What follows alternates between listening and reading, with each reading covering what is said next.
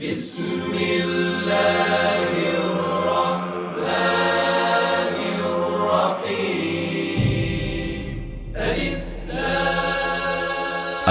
লাম র, এগুলো হচ্ছে একটি সুস্পষ্ট গ্রন্থের আয়াত। নিঃসন্দেহে আমি একে আরবি কোরআন হিসেবে নাজিল করেছি যেন তোমরা তা অনুধাবন করতে পারো। হে নবী, আমি তোমাকে এ কোরআনের মাধ্যমে একটি সুন্দর কাহিনী শোনাতে যাচ্ছি যা আমি তোমার কাছে ওহী হিসেবে পাঠিয়েছি, অথচ তার আগ পর্যন্ত তুমি এ কাহিনী সম্পর্কে ছিলে সম্পূর্ণ বেখবর লোকদেরই একজন। এটা হচ্ছে সে সময়ের কথা যখন ইউসুফ তার পিতাকে বলল, হে আমার পিতা, আমি স্বপ্নে দেখেছি 11টা তারা, চাঁদ ও সূরজকে আমি এদের আমার প্রতি সাজদাবনত অবস্থায় দেখেছি। একথা শুনে তার পিতা বলল, হে আমার স্নেহের পুত্র, তুমি তোমার এই স্বপ্নের কথা কিন্তু তোমার ভাইদের কাছে বলে দিও না। তারা তোমার বিরুদ্ধে ষড়যন্ত্র আঁটতে শুরু করবে, কেননা শয়তান মানুষের খোলাখুলি দুশমন।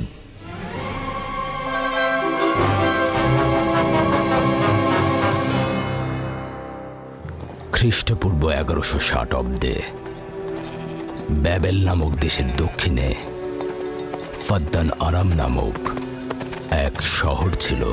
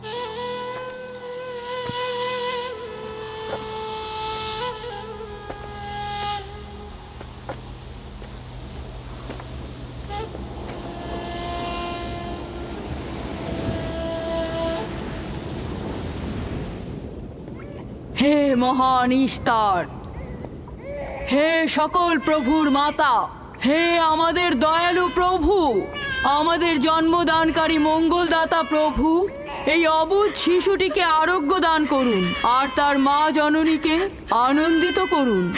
এই অবুঝ শিশুর মাতা প্রতিজ্ঞা করেছে প্রভু, তোমার দরবারে সে মূল্যবান হাদিয়া প্রদান করবে।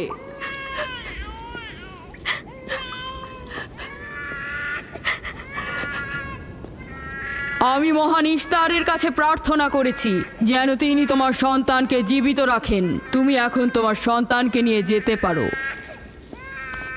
তুমি তোমার সন্তানকে ঠিক সেভাবে মানুষ করবে যেন সে বড় হয়ে নিজেকে ইস্তারের সেবায় বিলিয়ে দিতে পারে। আপনিও মহান ইস্তারের কাছে আমি অনেক কৃতজ্ঞ। মহান ইস্তারের ওপর রহমত বর্ষিত হোক। আপনার ওই ইস্তারের মেহেরবানিতে আমার মৃত সন্তান জীবিত অবস্থায় ফিরে এসেছে। ইস্তার মহান, তার ওপর রহমত বর্ষিত হোক। ইস্তার মহান, তার ওপর রহমত বর্ষিত হোক। মহান ইস্তার, তার ওপর রহমত বর্ষিত হোক। ইস্তার মহান, ইস্তার মহান, তার ওপর রহমত বর্ষিত। এই বাচ্চাটির মতো আমাদের সন্তানও নিশ্চয়ই সেরে উঠবে, তাই না? ইস্তার খোদা দয়ালু ও শক্তিশালী, তিনি নিশ্চয়ই আমাদের বাচ্চাকে সাফা দেবেন। হ্যাঁ, আমারও তাই মনে হয়। চলো যাই। তোমাদের এ কি হলো? তোমরা তো নিজেরাই ফেরেশতার সেজদা পেয়েছো, আর এখন কিনা নিজেরাই নিজেদের সেজদা করছো। এই পৃথিবীর সৃষ্টির সকল কিছুই ইনসানকে তাসলিম করে, আর তোমরা কিনা প্রাণহীন নির্জীব পাথরকে তাসলিম করছো। এই শোনো, খবরদার বলছি, তুমি এসব বেহুদা কথাবার্তা বলে আমাদের খোদাকে অপমানিত করবে না। আমি এই কথাগুলো নিজে থেকে বলছি না, আমি খোদা কর্তৃক প্রেরিত কথাগুলো এই কিতাব থেকে বলছি। এটি হচ্ছে আসমানি সহি কিতাব, যা আমার দাদা ইব্রাহিম নবীর উপর নাজিল হয়েছিল। আমি তার দিনের অনুসারী এবং এই কিতাবের প্রচলন ও দাওয়াত প্রদানকারী। নিজে থেকে কিছু বলছি না। ওই আসমানি কিতাবে কি লেখা আছে আমাদের খোদাদেরকে অপমানিত করতে হবে? আমি অপমান করছি না, শুধু প্রশ্ন করছি। যদি জেনে থাকো তাহলে উত্তর দাও, আর যদি না জেনে থাকো তাহলে স্বীকার করো। তোমাদের জিজ্ঞাসা করছি, ওই মন্দিরে রাখা ইশতারের মূর্তিগুলো কি তোমাদের প্রভু, নাকি তোমাদের তৈরি বস্তু? ইশতার তোমাদের উপর প্রভাব বিস্তার করে নাকি তোমরা ইশতারের উপর? ইশতার তোমাদেরকে শাসন করে নাকি তোমরা ইশতারকে? পাথরের তৈরি ইস্তার যদি দুর্বল ও অক্ষম হয়ে থাকে, তবে কি করে আমাদের বাচ্চাদেরকে সাফা দেয়? সত্যি কথা, আমরাও দেখেছি। হ্যাঁ, তার হাকিকাত আছে। ইশতার তার সন্তানকে সাফা দিয়েছে, আমি দেখেছি। ওই প্রজ্ঞাবান যিনি তোমাদের আহাজারি শুনেছেন, তিনি তোমাদেরকে সাফা প্রদান করেছেন, না ইশতার। যদিও তোমরা খোদা ছাড়া প্রার্থনা করেছো আর তিনি ছাড়া তোমরা সাহায্য চেয়েছো, কিন্তু তিনি সকল কিছু সম্বন্ধে অবগত আছেন, তাই তোমাদের আহাজারিতে তার রহমত বর্ষিত হয়েছে, তোমাদেরকে সে সাহায্য করেছেন। সাধারণ দৃষ্টিতে তোমরা ইশতারকে দেখেছো, অন্তর্দৃষ্টিতে দেখোনি, তাই মূল সাফা প্রদানকারকে চিনতে পারোনি। ইয়াকুবের কথার মূল অর্থটা আমি এখন বুঝতে পারছি। সে চাইছে যে আমরা আমাদের খোদাদেরকে বাদ দিয়ে তার খোদার ইবাদত করি। আমরা আমাদের খোদার অনেক কল্যাণকর কাজ দেখেছি, তোমার খোদার কি দেখছি? আমি তোমাদেরকে সকলের চাইতে ঊর্ধ্বে অবস্থিত খোদার দিকে আহ্বান করছি। তিনি সৃষ্টি সকল কিছুর চাইতে ঊর্ধ্বে। তাই নাকি? কি করে বুঝবো তোমার খোদা অন্যান্য সকল খোদার চাইতে ঊর্ধ্বে? তুমি আর তোমার খোদা ও ইস্তারের মন্দিরের ধর্মযাজকের মতো স্বর্ণরৌপ্য লুটে নিতে চাইছো না, তা কি করে বিশ্বাস করব? আমার বাস্তব অবস্থা হচ্ছে, আমি গভর্নর লাবানের নিয়োজিত রাখাল। আমার কোনো কিছুই নেই, আর কোনো কিছুর জন্য আমি কারো কাছে প্রতিদানও চাইনি। তোমরা কি আমাকে আমার কাজ অন্বেষণ আর রাখালি করা ছাড়া আর কিছু করতে দেখেছো? দেখেনি জন্য কি এখন আমাদের দেখতে হবে? তুমি হয়তো সুযোগের অভাবে ভালো আছো, নয়তো তুমিও কোনো অংশে কম যেতে না। তোমরা সবাই একই রকম। ধর্মকে তোমরা মুখোশ বানিয়ে নিজেদের আখের গুছিয়ে নাও, সহজ সরল মানুষদের ঠকিয়ে তাদের সম্পদের রাজা হও। তোমার কষ্ট বুঝতে পারছি। তোমার সন্তান মৃত্যুর কোলে ঢলে পড়েছে, অথচ কেউ তাকে সাহায্য করতে এগিয়ে আসেনি। না ইশতার জাদুকর, না ওই মন্দিরের খোদা ইশতার। তাই সকল খোদাকে দোষারোপ করার অধিকার হয়তো তোমার আছে। মন্দিরের অক্ষম ইস্তারের সঙ্গে আমার কোনো কাজ নেই। আমার কথা তোমার না দেখা প্রভুর সঙ্গে। আমরা অনেক ধৈর্য ধরেছি আর অনেক কষ্টও করেছি। এখন আর কোনো নতুন খোদাদের ধৈর্য ধরার মতো অবস্থা আমাদের নেই। আমাদের ধর্মযাজক আসছে, ফারাজ তার কথার শাস্তি পাবে। পালাও ফারিস, তুমি পালাও। ওইদিকে পালিয়েছে। ওইদিকে যাও, ওকে বন্দি করে নিয়ে এসো। দেখো যেন পালিয়ে না যায়। ওকে ছেড়ে দিন, যে ওকে করে মাফ হোক ওকে ধরে দিন, নিয়ে ফিরবে। ওকে ছেড়ে দিন, ওকে মাফ করে দিন।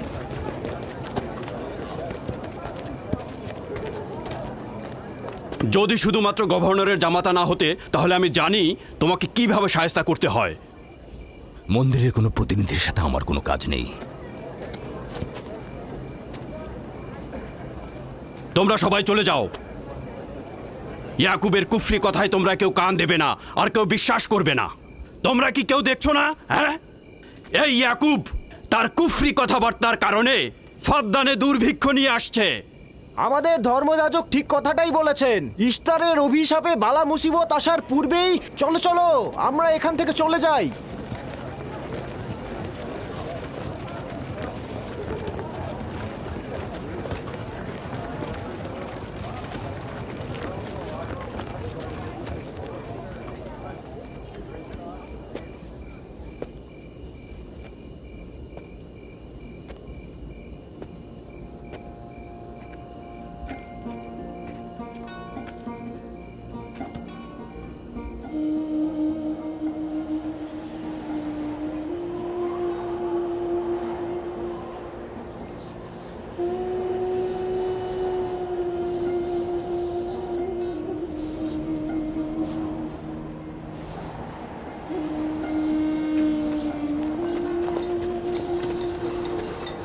যদি খুব শীঘ্রই বৃষ্টিপাত না হয়, তাহলে ফাদ্দানবাসীর সকল ফসল নষ্ট হয়ে যাবে।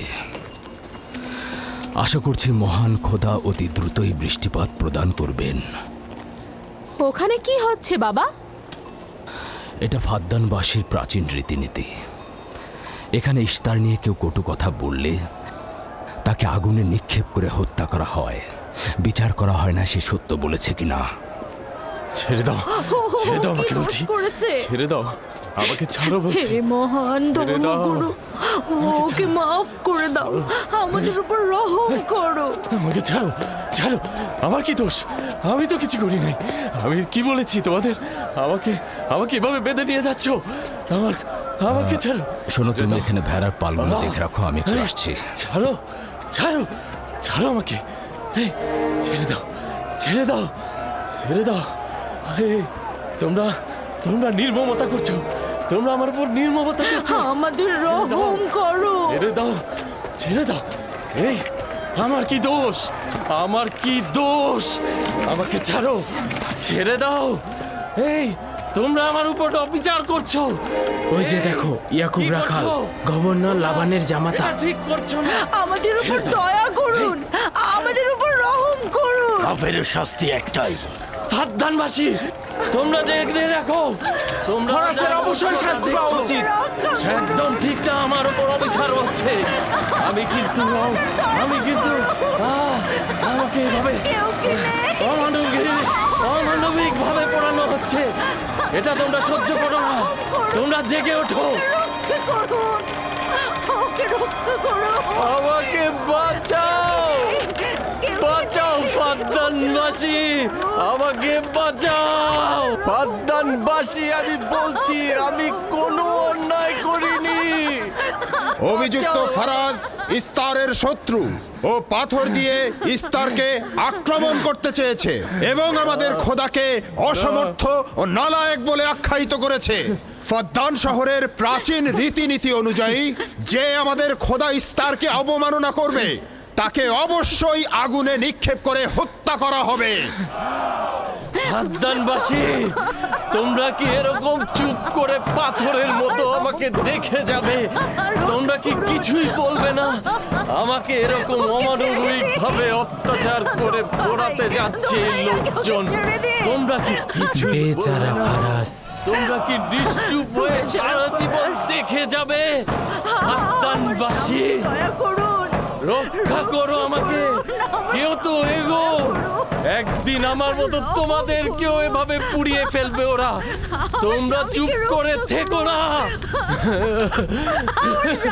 তোমরা এভাবে আমাকে মেরো না আমার প্রাণ ভিক্ষা দাও আমাকে এভাবে মেরো না বেহুদা কান্নাকাটি করো না হয়তো রক্তের মূল্য পরিশোধ করো নয়তো আগুনে পুড়বার জন্য প্রস্তুত হও তাকে আগুনে ফেলো না আমাকে এভাবে পুড়িয়ে মেরো না রহম করো আমাকে প্রাণ ভিক্ষা রহম করো দাও ওকে ছেড়ে দাও হে দাও। ফরদানের জনগণ আমাকে মেরো না আমাদের রহম আমি একটা কথা জানতে চাই, তার রক্তের মূল্য কত? মূল্য কি তুমি পরিশোধ করবে? না ও নিজেই তো ইস্তারের শত্রু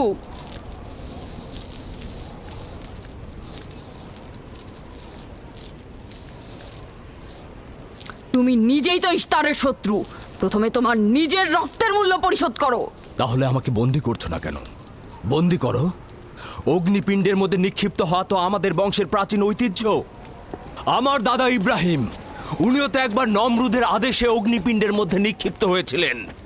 এখন পর্যন্ত তুমি যে গ্রেপ্তার হওনি তার কারণ তুমি হচ্ছ গভর্নরের ভাগিনা। তার অর্থ দাঁড়াচ্ছে এই যে আমার মামা গভর্নর লাবান ইস্তারের খোদাকে অবমাননা করতে পারে কোনো শাস্তি ছাড়াই। ওকে গ্রেপ্তার করো আর ওর দাদার মতো ওকেও আগুনে নিক্ষেপ করো।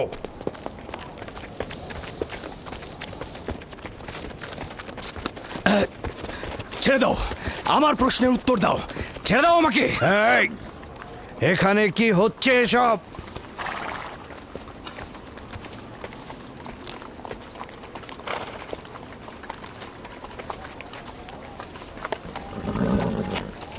ওকে ছেড়ে দাও আর অভিযুক্তকারীকেও মুক্ত করো।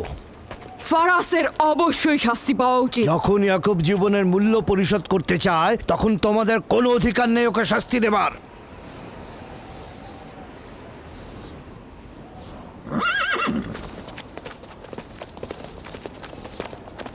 তাকে মুক্ত করে দিন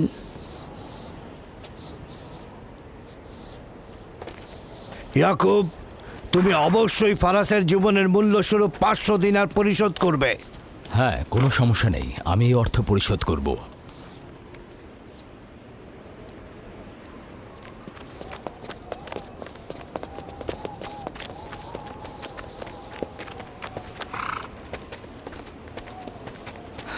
খোদা তাআলা আমার দয়ালু মামাকে হেফাজত করুক। ইয়াকুব, আমি তোমাকে কতক্ষণ এরকম বিপদ থেকে বাঁচাতে চোখে চোখে রাখবো?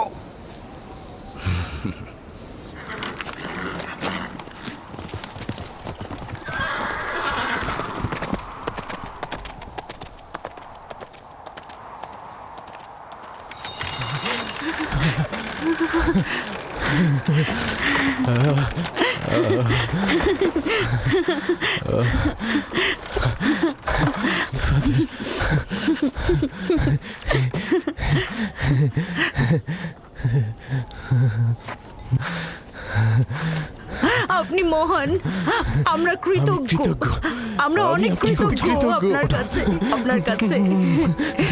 আমার জীবনের মূল্য স্বরূপ যে অর্থ আপনি প্রদান করবেন তার বিনিময়ে সারা জীবন আমি আপনার কৃতদাস হয়ে থাকব। আপনি মহান, আপনি মহান। আপনি ফারাজকে মৃত্যুর হাত থেকে বাঁচিয়েছেন, আপনি আমাদের নতুন জীবন দিয়েছেন। হয়েছে হয়েছে, এবার এসো এসো।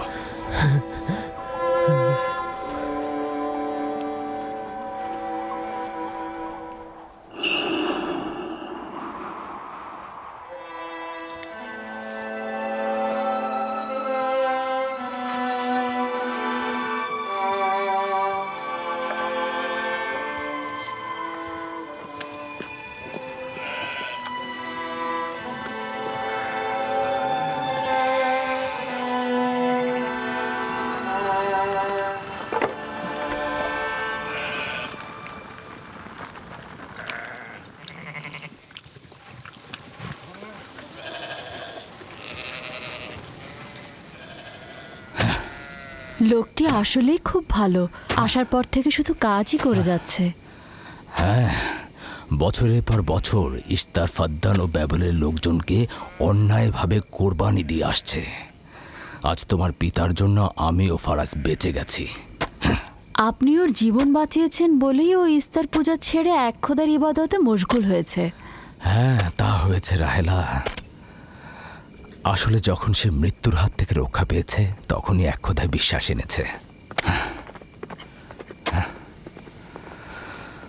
আমাদের মুসাফির কখন পৌঁছবে? খুব শীঘ্রই হে খোদার নবী, বেশি দিন বাকি নেই। বছরের পর বছর তোমার সন্তানের প্রতীক্ষায় রয়েছি। যদি খোদা চায় তো খুব শীঘ্রই এই প্রতীক্ষার অবসান ঘটবে।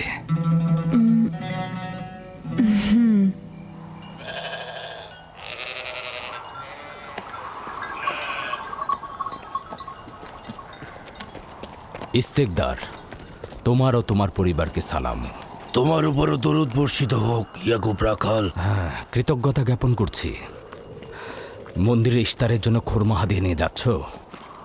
প্রভুদেরকে তো অবশ্যই খুশি করতে হবে, তা না হলে তো এবছর বৃষ্টিপাত হবে না, তাই না? আমার কিন্তু মনে হয় মন্দিরের ইস্তারে চাইতে তোমাদের বেশি দরকার ওই খোরমা। তোমার কাজ হচ্ছে আমাদের খোদাকে অপমানিত করে আমাদেরকে রাগান্বিত করা, তাই তো? তোমরা কি নিশ্চিত যে ইস্তারের মন্দিরের ওই পাথরের মূর্তিগুলো সত্যিকার অর্থে বৃষ্টি বর্ষিত করতে পারবে? তোমার এসব কুফুরি কথাবার্তার কারণেই আমাদের মন্দিরের খোদা নাখোশ হয়েছে, আর এই কারণেই ফাদ্দানের আকাশে আজ মেঘ নেই। এই ইয়াকুব, ইস্তারের অবমাননা থেকে তুমি নিজেকে রক্ষা করো। চলে এসো, চলে এসো।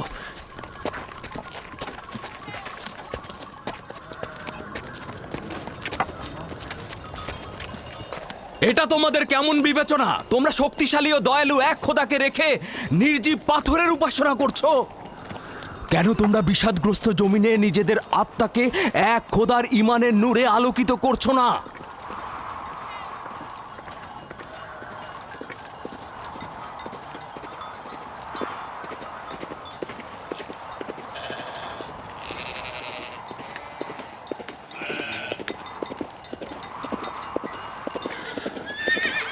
হে মহান ইস্তার ইলাহি, তোমার ফলপ্রসূ এই মন্দিরখানা তোমার শত্রুদের রক্ত দ্বারা পবিত্র করব।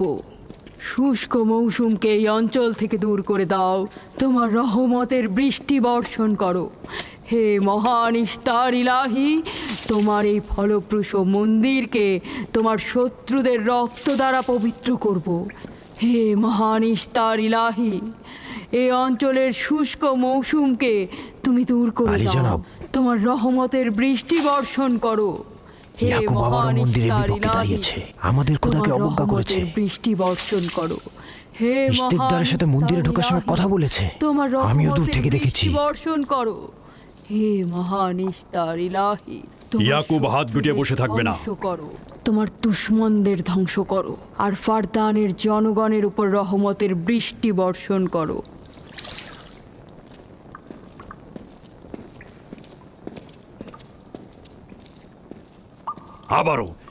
আবারও শুরু করেছে। আশা করছি ওর উপর এবার খোদার লানত বর্ষিত হবে। এখন আমাদের কি করা উচিত? লাবানকে এখানে ডাকো, তার সাথেই সমাধান করব। যত তাড়াতাড়ি সম্ভব লাবানকে আমন্ত্রণ করো।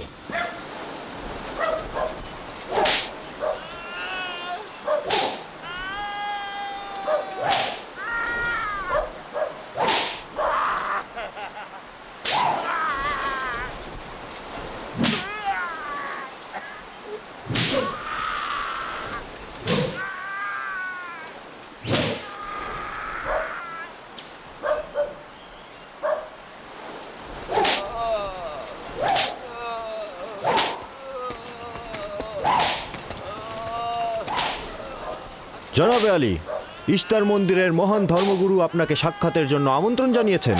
গুরুত্বপূর্ণ কিছু? হ্যাঁ জনাবে আলী। হ্যাঁ, এবার বন্ধ করো।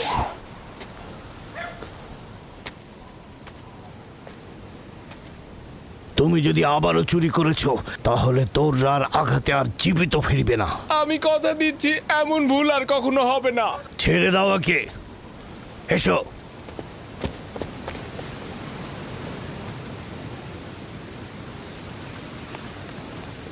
প্রকৃতপক্ষে বিষয়টা আসলে আপনার জামাতা ইয়াকুবকে নিয়ে। ইয়াকুবের আমলনামা তার নিজের সঙ্গে সম্পৃক্ত। আমি উত্তরদাতা নই। না ঠিক আছে, কিন্তু ইয়াকুব তো ইস্তারকে অবজ্ঞা করে। এটা ধর্মগুরুদের কর্তব্য তার প্রশ্নের উত্তর দেওয়া। আর যদি উত্তর দিতে সক্ষম না হও, তাহলে কেন আমার শরণাপন্ন হও?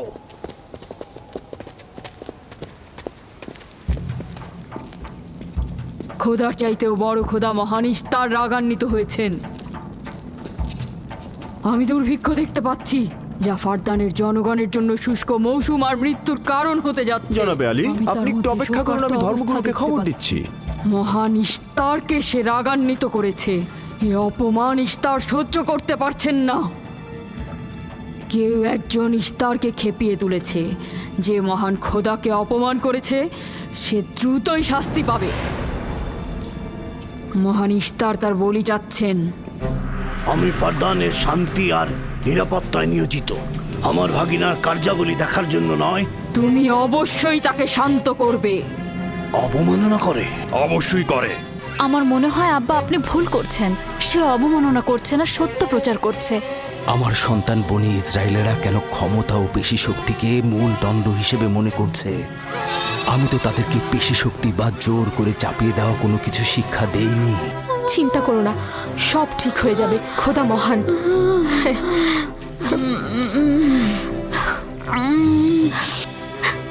আগুন প্রথমে কাফেরের পোশাকের নিম্নাংশ গ্রাস করবে।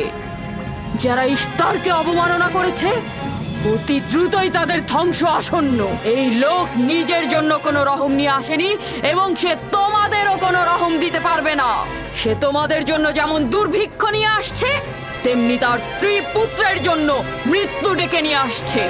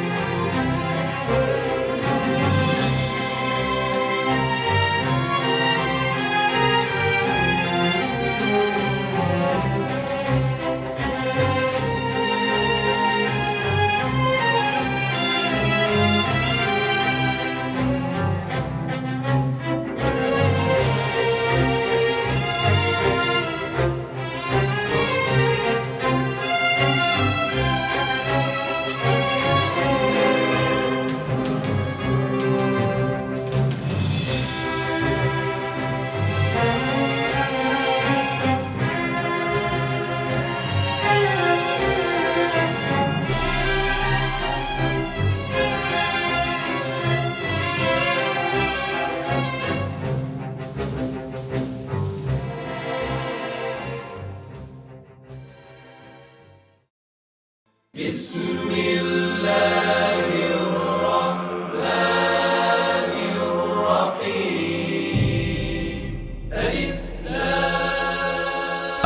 লাম র, এগুলো হচ্ছে একটি সুস্পষ্ট গ্রন্থের আয়াত।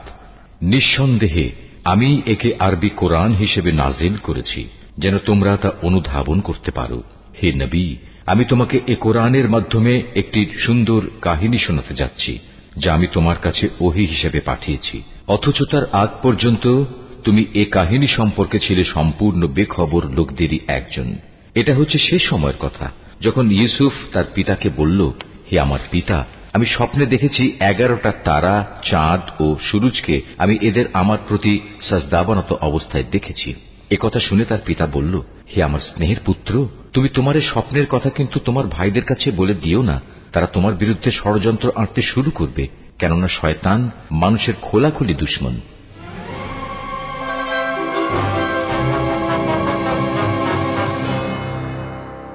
আমি মহান ইশতারের কাছে প্রার্থনা করেছি যেন তিনি তোমার সন্তানকে জীবিত রাখেন।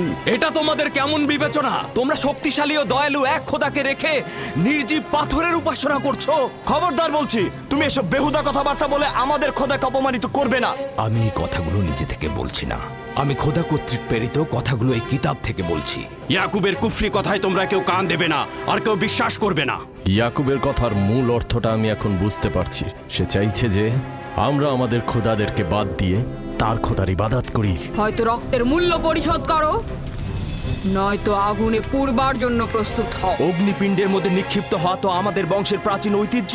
আমার দাদা ইব্রাহিম, উনিও তো একবার নমরুদের আদেশে অগ্নিপিণ্ডের মধ্যে নিক্ষিপ্ত হয়েছিলেন। কেউ একজন ইশতারকে খেপিয়ে তুলেছে। মহান ইশতার তার বলি যাচ্ছেন।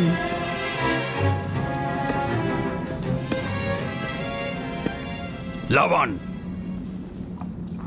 কেন তোমার ভাগিনে ইয়াকুবের কুফরি বন্ধ করছো না?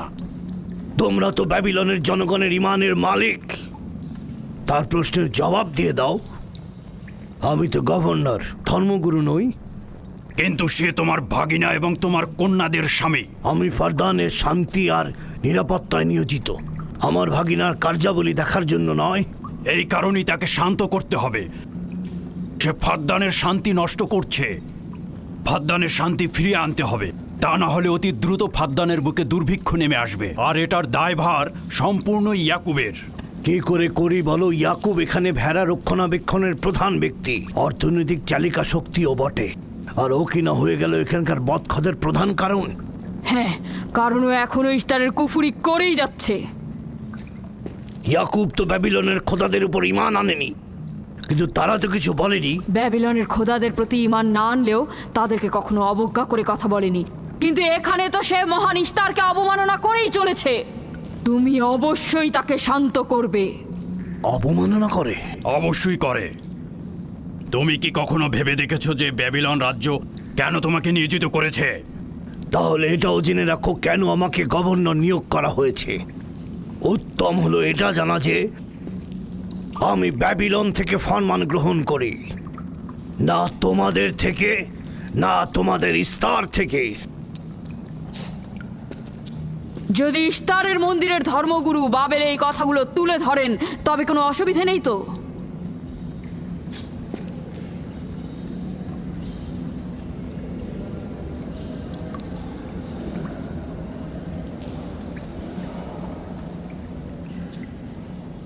ঠিক আছে, আমি ইয়াকুবের সঙ্গে কথা বলছি। ইয়াকুবকে বলে দেবেন, আর কখনো যদি আমার পরিবারের সাথে ইশতার নিয়ে কোনো কটু কথা বলে তাহলে তাকে আগুনে নিক্ষেপ করা হবে। কুকুরের ছানা তার বাবা মার কাছে ঘেউ ঘেউ শেখার আগে নেকড়ের কাছে ছিন্ন ভিন্ন হয়ে যায়। তোমার নিজের জবানের হেফাজত করো।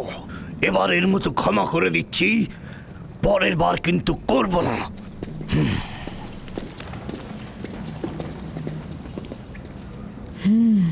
সবাই শুনে রাখো, যদি দুর্ভিক্ষের কারণে আমার ফসল নষ্ট হয় তবে ইয়াকুব আর তার পরিবারের কাউকে আমি জ্যান্ত রাখবো না। দেখা যাক না, একবারই তো কোনো কথা বলে লাভ নেই।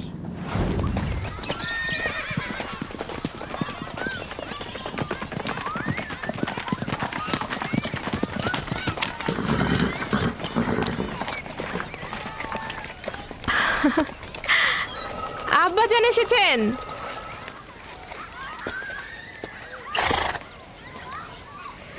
আসসালামু আলাইকুম আব্বাজান, এবার অনেকদিন পর এলেন। সালাম আব্বাজান। কি সৌভাগ্য আমাদের, ফাদ্দান আরামের মহৎ ব্যক্তি দেশের গভর্নর তাহলে সময় পেলেন মেয়েদের দেখতে আসার। এই ইয়াকুবটাকে নিয়ে আর পারি না। কি হয়েছে আব্বাজান? আবারও কি ইস্তার মন্দিরের ধর্মগুরুরা অভিযোগ করেছেন? তার মানে ফারদানের এইসব দাঙ্গা হাঙ্গামা ধর্মগুরুদের ষড়যন্ত্র। ইয়াকুব এগুলোর সঙ্গে জড়িত নয়, তাই তো? আব্বাজান, আপনি খুব ভালো করেই জানেন ইয়াকুব রেসালাত আর নিজের কাজ ছাড়া অন্য কিছুই করে না। কয়েক হাজার বছরের প্রচলিত ইস্তার মন্দিরের সঙ্গে তার কি কাজ? যদি সে এটাই চায় যে সে তার পিতামহের দিন প্রচার করবে, তাহলে সে আমাদের পরিবারের সঙ্গে করুক। কিন্তু মানুষের বিশ্বাসকে কেন অবমাননা করছে? আমার মনে হয় আব্বা আপনি ভুল করছেন। সে অবমাননা করছে না, সত্য প্রচার করছে। আব্বাজান, কিছু মনে করবেন না। ইয়াকুব আসলে এক খোদার প্রতিনিধি হয়ে তার নিয়মকানুন সম্পর্কে জনগণকে সচেতন করে তুলছেন, যেটা তার কর্তব্য বলে মনে করছেন। যেরকম আপনার কর্তব্য ফাদ্দানের জনগণের নিরাপত্তা প্রদান করা। তোমরা তার মতো কঠোর ও বেপরোয়া হয়েছ। আমি যদি চাই দায়িত্ব পালন করতে, তাহলে তোমরা মরুভূমিতে ভবঘুরে হয়ে ঘুরবে। আব্বাজান, আমি আর আমার বোন লিয়া আমাদের স্বামীর দিনে অটল আছি, তাই এক খোদার আইন বাস্তবায়নে আমরা তাকে সাহায্য করেই যাব। তোমরা সবাই দেওয়ানা হয়ে গেছো। তোমরা কেউ আমার অবস্থার কথা চিন্তা করছো না। তোমরা কি জানো, ব্যাবিলনের ধর্মগুরু যদি জানতে পারে আমার ভাগিনা ইস্তারের বিরুদ্ধে অপপ্রচার চালাচ্ছে, তাহলে আমার কি অবস্থা হবে ভাবো। আমি তখন কতটা বিপদে পড়বো। ইয়াকুবের খোদার শক্তি ওই বাবেলের মন্দিরের ইস্তারের থেকে অনেক বেশি। আব্বাজান, আমাদের উচিত হচ্ছে আমাদের নিজেদের খোদাকে ভয় করা, ওই পাথরের খোদাকে নয়। আমার না তার খোদার সঙ্গে কোনো কাজ রয়েছে, না এদের খোদা। শুধু বলবো ইয়াকুবের কোনো অধিকার নেই ফাদ্দানের লোকের কাছে আমার অবস্থান নড়বড় করে দেয়া। কি হয়েছে রাহেলা? রাহেলা, রাহেলা, কি হয়েছে রাহেলা?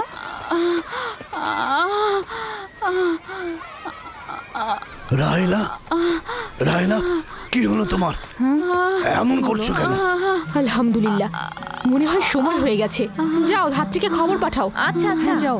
চলো আমরা সবাই মিলে ওকে ঘরে নিয়ে যাই। হ্যাঁ চলো চলো, চলো ঘরে নিয়ে যাই ওকে। আস্তে আস্তে। পলাশ, বলুন জনাব। জাহাতুন মরুভূমিতে যাও, ইয়াকুবকে বলো এখনই যেন চলে আসে। খুবই দ্রুত যাও। জি আচ্ছা। আমার ঘোড়াটা নিয়ে যাও।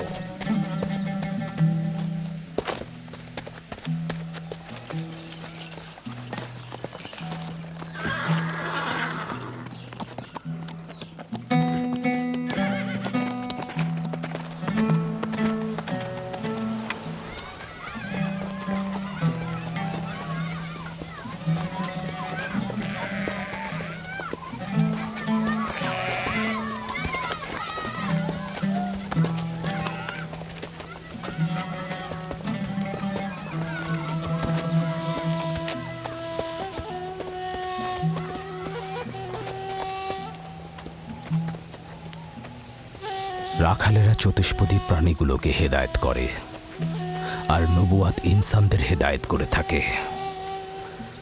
সম্ভবত এ কারণেই অধিকাংশ নবী রাখাল ছিলেন।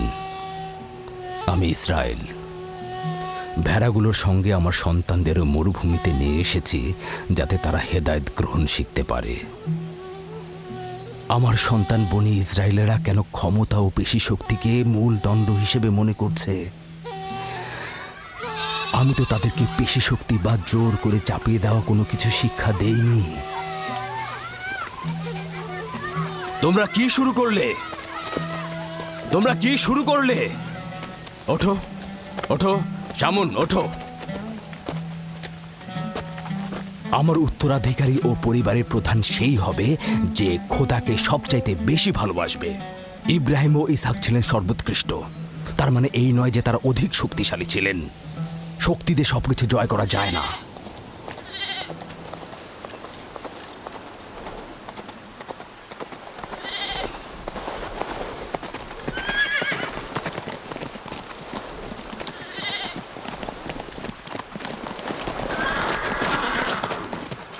কি হয়েছে ফারাজ?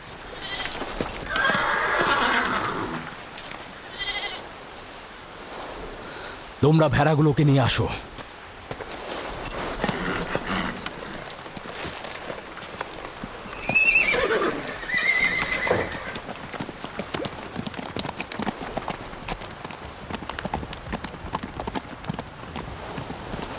কিছু কি হয়েছে? আব্বাজান কোথায় গেলেন? কিছুই না, ভেড়াগুলোকে একত্রিত করো, আমরা ফিরে যাব।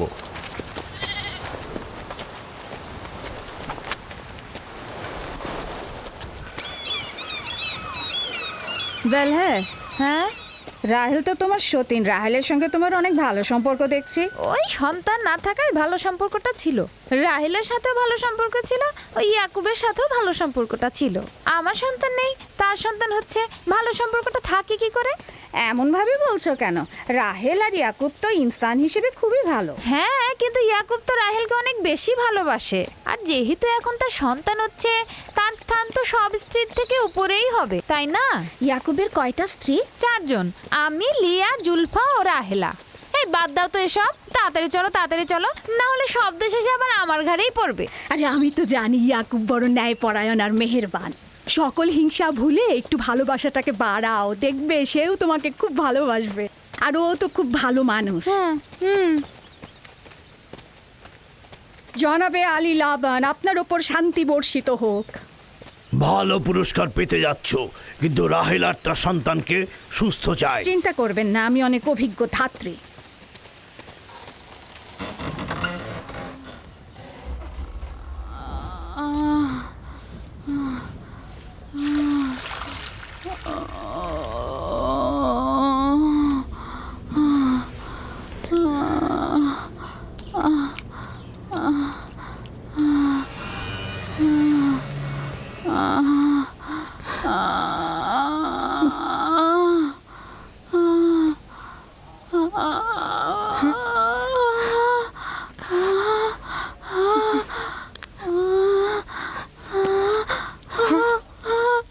চিন্তা করো না, সব ঠিক হয়ে যাবে, খোদা মহান।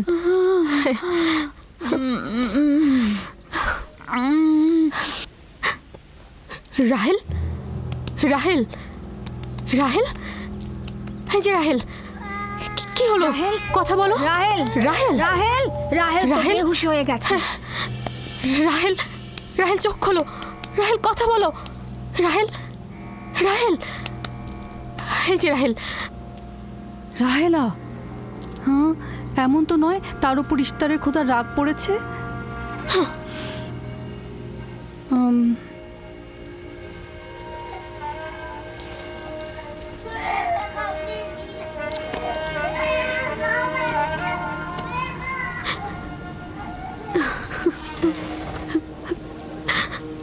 ওকে রাখো।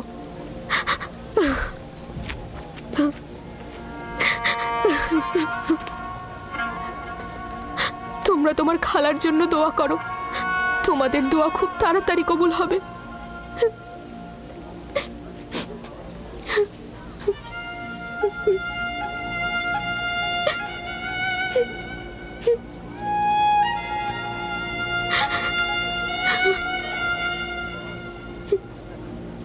তোমরা কাজ করছো না কেন?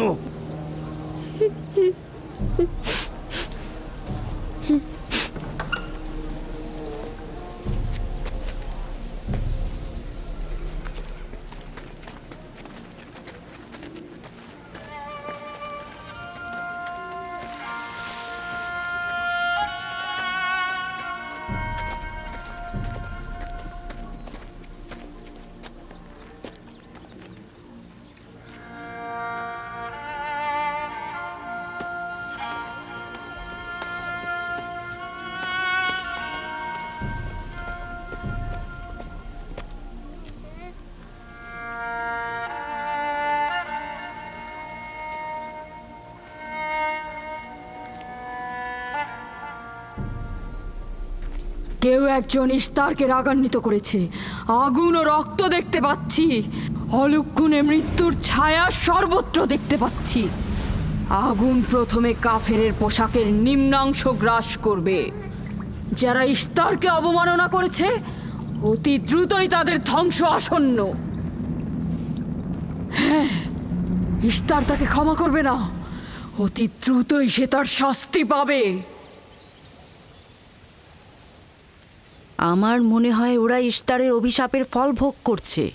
ইয়াকুব তো সব সময় ইস্তারকে অবজ্ঞা করে কথা বলে। হ্যাঁ, ইশতার বলেছিল কুফরিকারী কাফের তার রোশানল থেকে রক্ষা পাবে না। ইয়াকুব তো ইশতার আর তার খোদাকে নিয়ে কত বেহুদা কথা বলেছে, মনে হচ্ছে তারই ফল ভোগ করছে।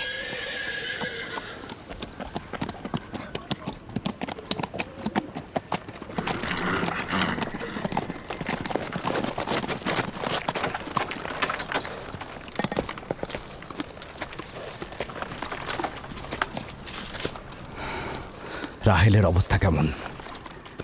আমি কিছু বলতে পারছি না।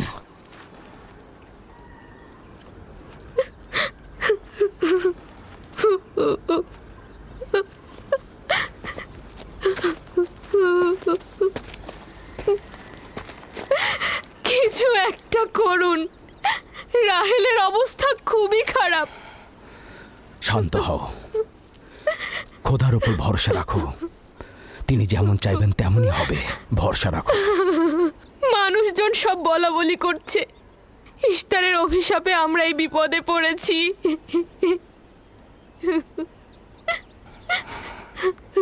খুব ভালো। এবার দেখা যাক রাহেল ও তার সন্তানের খোদা সবচাইতে বেশি শক্তিশালী নাকি ওই ইশতারের খোদা। খোদা রহম করো। তোমরা রাহেলের দিকে লক্ষ্য রেখো, আমি একটু আসছি। কোথায় যাচ্ছেন? আমাদের এই অবস্থায় ফেলে যাবেন না। শান্ত থাকো, আমার একাকিত্বের প্রয়োজন। তুমি খোদার সঙ্গে যা করার করো, আমি হাত পা গুটিয়ে বসে থাকতে পারবো না। আমি অবশ্যই হেকিমি চিকিৎসার ব্যবস্থা করব। আমি চিকিৎসকের নিকটে যাচ্ছি, প্রকৃত চিকিৎসক।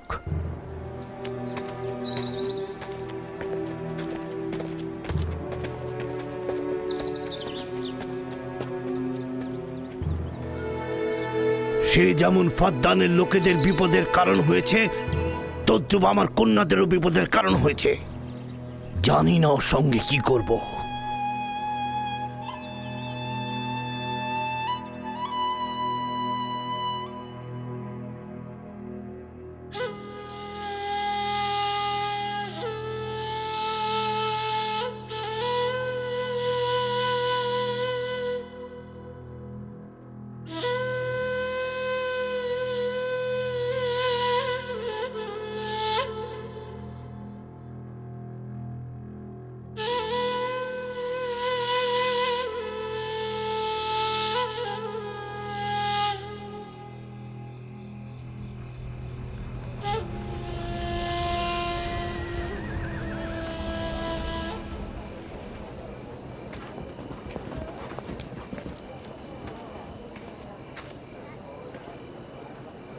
কেন যে ইশতার মাতাকে ডেকে আনছে না, সে তো সবচেয়ে বড় ধাত্রী। হ্যাঁ, তারা বলছি। জনাব লাবান, ইশতারের কাছে লোক পাঠান। ধাত্রী হিসেবে সে কিন্তু সবচাইতে ভালো।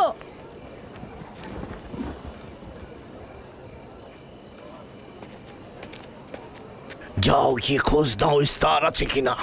যা চাই তাই দেবো। বলবে লাবান বলেছে যদি তার কন্যাকে নাজাত দাও, ইয়াকুবকে ফাদ্দান থেকে বার করে দেবো আর তার পাপ থেকে ইস্তার মন্দিরকে রক্ষা করব। যাও।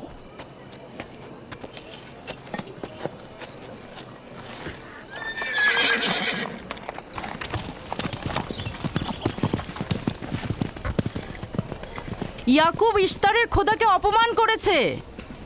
ইশতারকে অপমাননা করার শাস্তি এইরকমই হয়। তোমাদের চেঁচামেচি বন্ধ করো।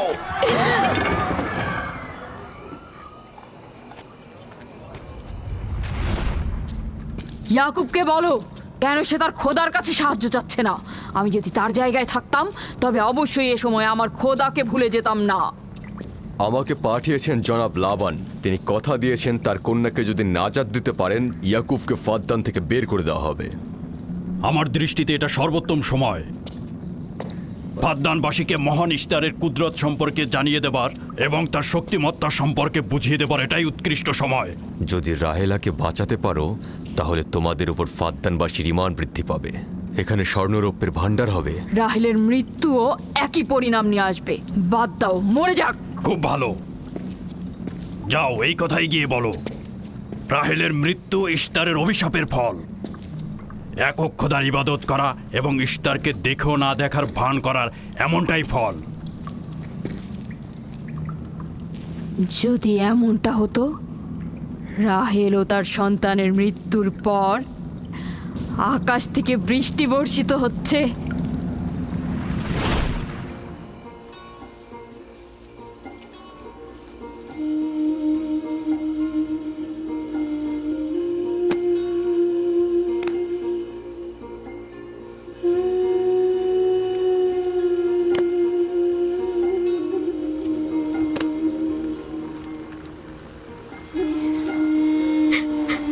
রাহেল, রাহেলা, রাহেলা, তুমি শুনতে পাচ্ছ? এই যে, রাহেল, কি করছো এসব? আরে ধোঁয়া দিয়ে জ্ঞান ফেরাতে হবে, তাহলে মা বাচ্চা মারা পড়বে। এই ধোঁয়া তাকে মেরে ফেলবে, সুস্থ করবে না।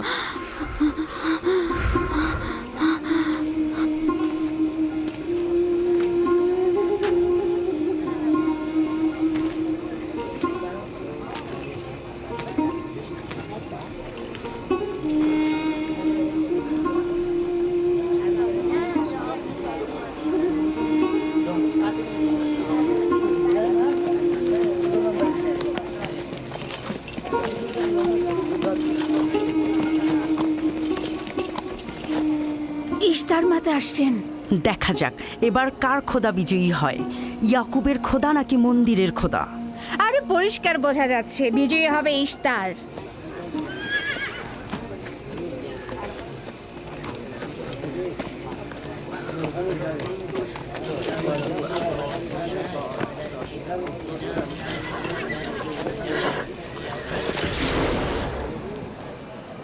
লাবান, আমার কথায় কষ্ট পেয়েছো তাই না? আর ইয়াকুব যে বলল তার খোদা সর্বশক্তিমান, অধিক দয়ালু, তবে তার খোদা কেন এসে তাকে সাহায্য করছে না? রাহেলের জীবন এখন তোমার হাতে, তুমি তাকে সাহায্য করো। আমি কখনোই ভাবিনি যে ইয়াকুব এত দ্রুতই মহান ইশতারের শরণাপন্ন হবে। কত অবাক করা বেহুদা ও কাল্পনিক, মিথ্যা আর বাতিল চিন্তার মধ্যে মগ্ন আছো। এই বাতিল চিন্তার সত্যতা একটু পরেই তুমি উপলব্ধি করবে, যখন তোমার স্ত্রী সন্তান মৃত্যুর মুখে পতিত হবে। জীবন ও মৃত্যু সম্পূর্ণ খোদার হাতে, না ইশতারের পাথরের মূর্তির হাতে। আমি ইস্তারকে এখানে আসতে বলেছি। রাহেলের অবস্থা খুবই খারাপ। রাহেলের নিজের খোদা ব্যতীত আর কারো খোদার প্রয়োজন নেই। তুমি বের হয়ে যাও, বের হও। ইয়াকুব, আমি এখানে দাঁড়িয়ে আছি। দাঁড়িয়ে আছো কেন? বের হয়ে যাও। তোমার স্ত্রী সন্তান ধ্বংস হবে, মহান ইশতারের ক্রোধে তোমাদের ধ্বংস অনিবার্য। আমার সহধর্মিনী তোমার দয়ায় আসেনি যে তোমার বদ দয়ায় ধ্বংস হয়ে যাবে। তুমি বের হয়ে যাও। ফারদানের জনগণ, এই লোক নিজের জন্য কোনো রহম নিয়ে আসেনি এবং সে তোমাদেরও কোনো রহম দিতে পারবে না। সে তোমাদের জন্য যেমন দুর্ভিক্ষ নিয়ে আসছে, তেমনি তার স্ত্রী পুত্রের জন্য মৃত্যু ডেকে নিয়ে আসছে। অতি দ্রুতই তোমরা ইশতারের কুদরত দেখতে পাবে। তোমার কারণে আমার কন্যার জীবন যদি বিপন্ন হয়। 11 বছর ধরে ফাদ্দানের নারীরা তাকে কত কটু কথা বলেছে, কিন্তু সে ধৈর্য হারায়নি। রাহেল ও তার পুত্র আজকে রাতেই ধ্বংস হবে। হে মহান ইশতার, ইয়াকুব ও তার পরিবারের উপর আপনার ক্রোধের আগুন নাজিল করুন, নাজিল করুন। এই গভীর রাতে নূর কোথা থেকে এলো? তাহলে ইস্তারের জাদু, ইস্তারের কথা কি মিথ্যে হলো?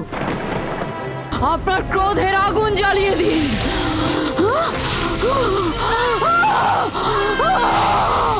আগুন, আগুন।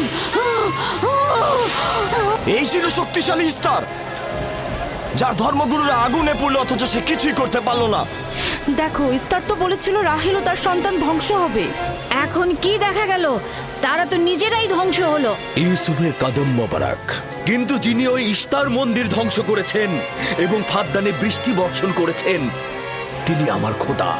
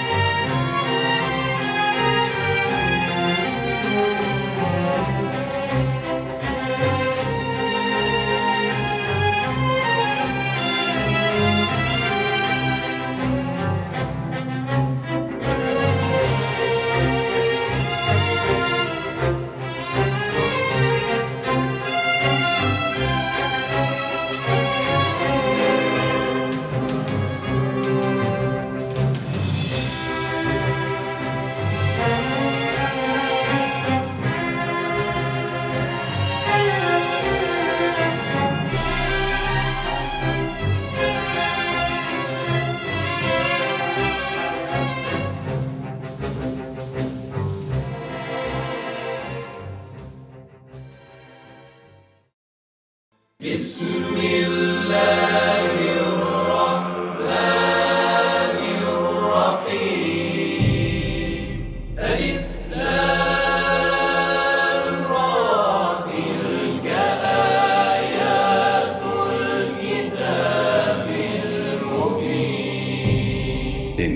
أنزلناه قرآنا عربيا لعلكم تعقلون نحن نقص عليك أحسن القصص بما أوحينا إليك هذا القرآن وإن كنت من قبله لمن الغافلين إذ قال يوسف لأبيه يا أبت إني رأيت 11 كوكبا والشمس والقمر رأيتهم لي ساجدين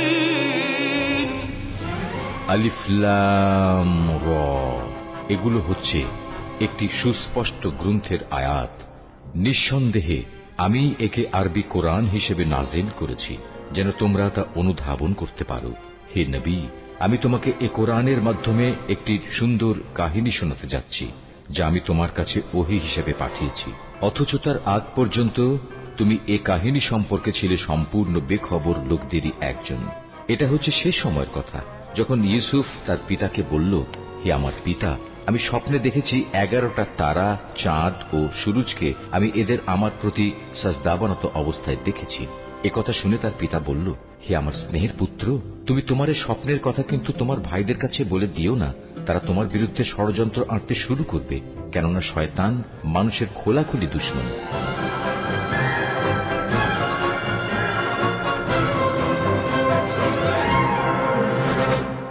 কেন তোমার ভাগিনে ইয়াকুবের কুফরি বন্ধ করছো না?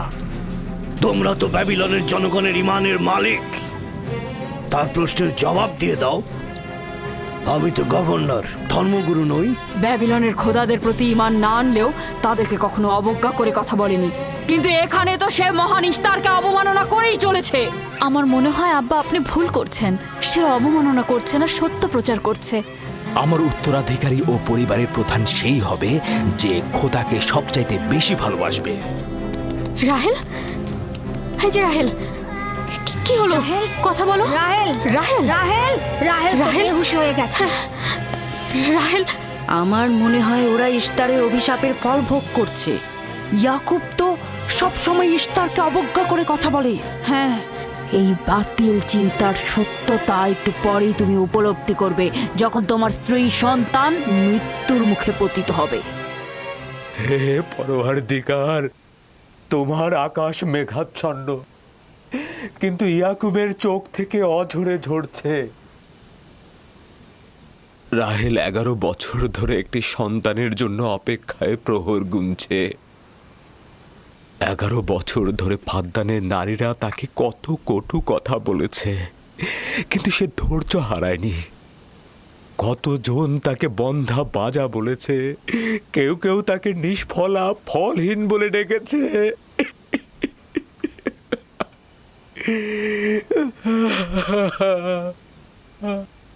হে মহান ধর্মগুরু, আমাকে ক্ষমা করুন। আজ রাতে ইয়াকুব ও তার পরিবারের জন্য খ্বাব দেখেছি। আমাকে একাকী থাকতে দিন।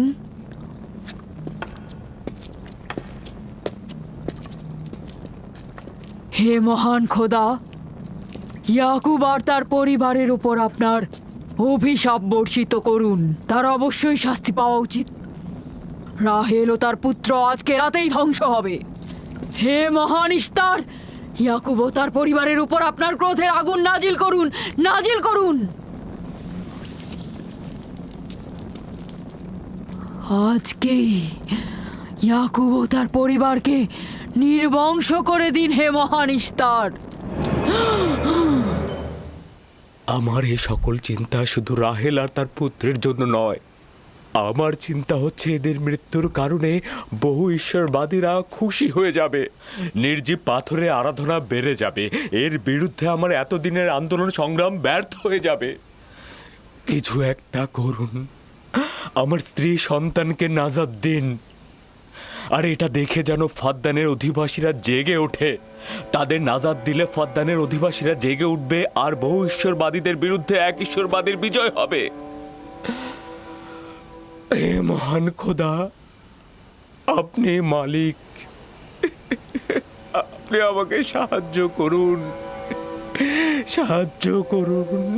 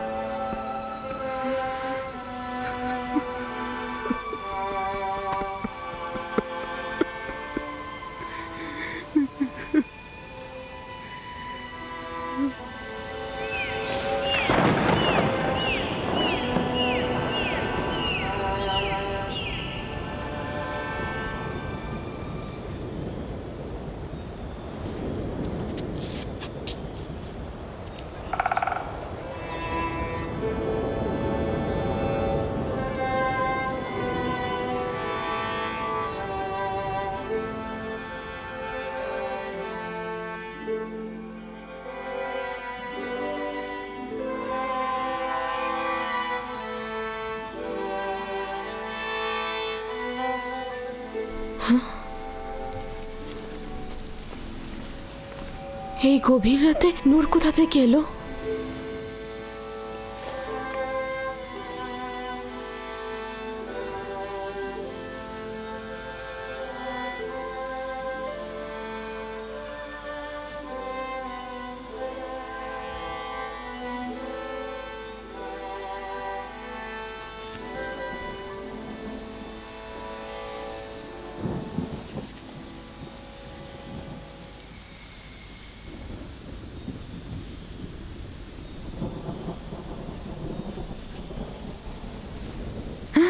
রাহেলের হুঁশ ফিরেছে।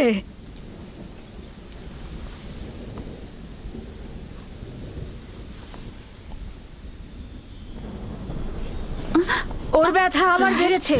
রাহেল, রাহেল, রাহেল।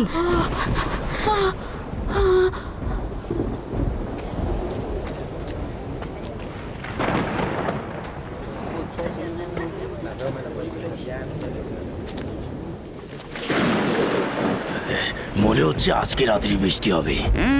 মনে হয় না, ইয়াকুব আর রাহেলই তো ফারদানের দুর্ভিক্ষের কারণ।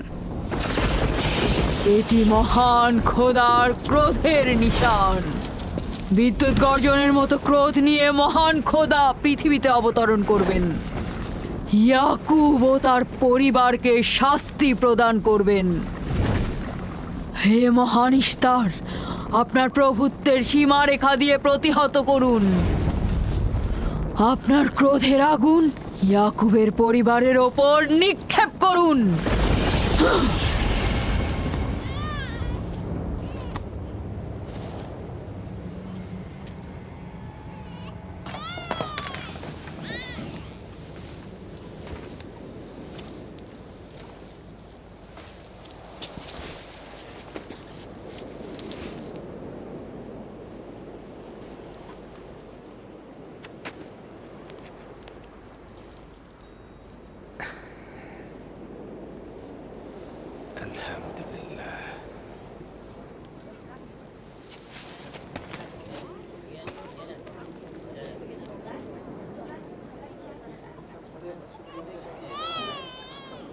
তার মানে রাহেলের সন্তান সুস্থভাবেই পৃথিবীতে জন্মালো। তাহলে ইস্তারের জাদু, ইস্তারের কথা কি মিথ্যে হলো?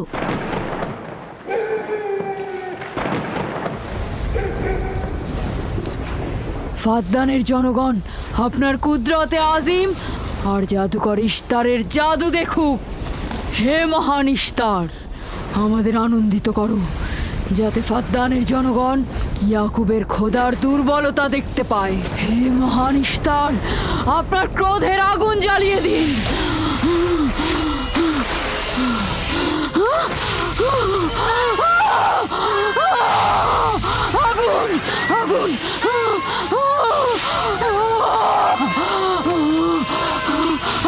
আগুন বাঁচাও বাঁচাও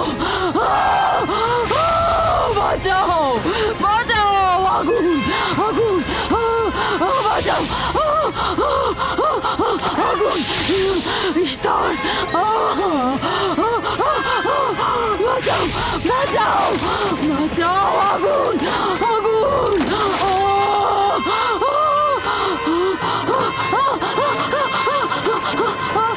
আগুন আগুন আগুন আগুন বাঁচাও বাঁচাও বাঁচাও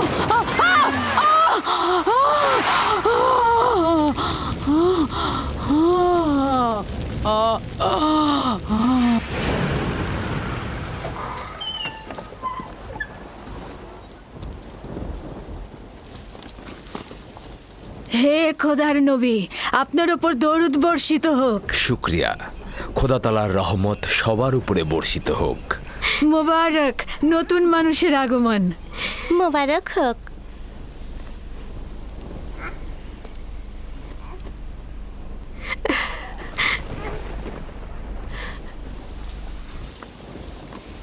খোদা তাআলার এই অশেষ রহমতের জন্য তার কাছে শুক্রিয়া জ্ঞাপন করছি, আর খোদা তাআলার কাছে তোমার আর আমাদের সন্তানের জন্য কল্যাণ কামনা করছি। 11 বছর ধরে তোমার অপেক্ষায় ছিলাম, এত দেরি করলে কেন? জানতে চাইলেন না আপনার সন্তান মেয়ে না ছেলে? ইউসুফ কি মেয়ের নাম নাকি ছেলের নাম? আপনি কি করে জানলেন? কে আপনাকে বলেছে? তিনি, যিনি কিছুক্ষণ আগে আমাকে এই আগমনের সুসংবাদটা দিয়েছেন।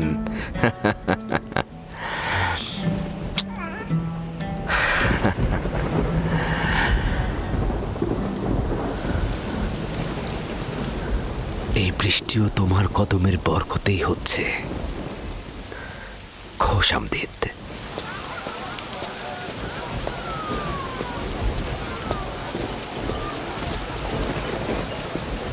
রাহেল ও তার সন্তান সুস্থই আছে। তাতে আমাদের কি? দেখো বৃষ্টি এসেছে, এটা ফাদ্দানের দুর্ভিক্ষকে তাড়িয়ে দেবে। এটা লক্ষ্য করছো না কেন? বৃষ্টি, ইয়াকুবের সন্তান রাহেল সবই একই যোগসূত্রে বাঁধা।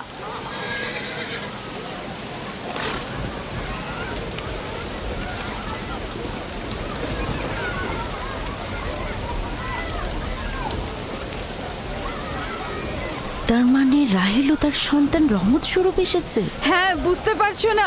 এর জন্যই তো রহমতের বৃষ্টি হচ্ছে।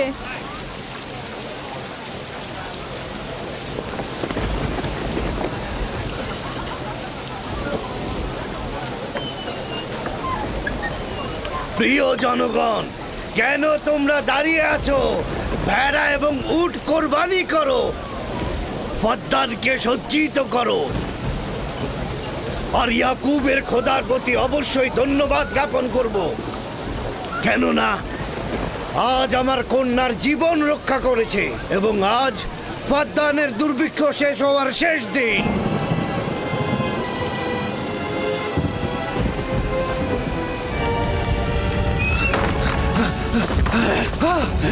এ কি হলো? আগুন কিভাবে লাগলো? আগুন লেগেছে। স্টার স্টার পড়ে যাচ্ছে। এ মহান স্টার, যাবেন না ওখানে, যাবেন না ওখানে, আগুন লেগে যাবে, আগুন লেগে যাবে, যাবেন না ওখানে, যাবেন না, পুড়ে যাবেন। তোমরা কে কোথায় আছো? আগুন লেগেছে, স্টার পুড়ে যাচ্ছে। ইস্তারের মন্দিরে আগুন লেগেছে। হায় হায়, আগুন লেগেছে। দেখুন জনাব আলী, ইস্তারের মন্দিরে আগুন লেগেছে, দেখুন। কি বললে? কি হয়েছে? ইস্তারের মন্দিরে আগুন লেগেছে, সব পুড়ে যাচ্ছে।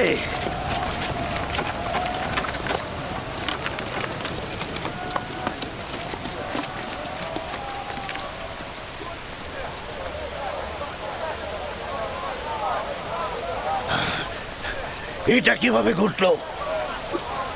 এই, আমার সঙ্গে এসো।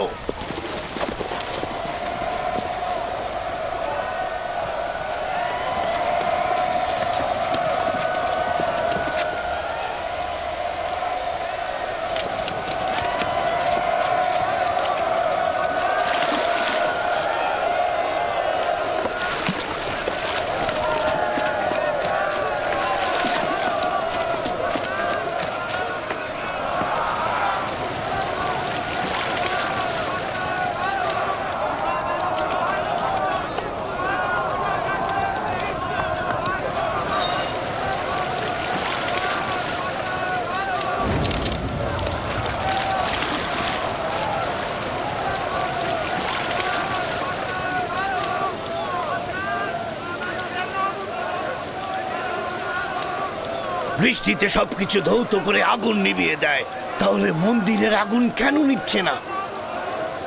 এটা তো অদ্ভুত ঘটনা। বাঁচাও বাঁচাও বাঁচাও, আগুন, পুড়ে গেলাম পুড়ে গেলাম, বাঁচাও বাঁচাও আমায়, বাঁচাও। বাঁচাও, আগুন, আমাকে বাঁচাও, আমাকে বাঁচাও।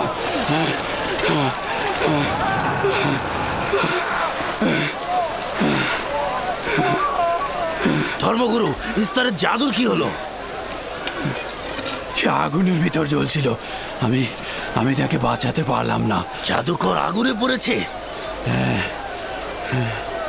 জাদুকর ইস্তার আগুনে পুড়ে গেছে। আমরা তো ভাবতেই পারছি না যে তিনি আগুনে পড়ে মারা যাবে।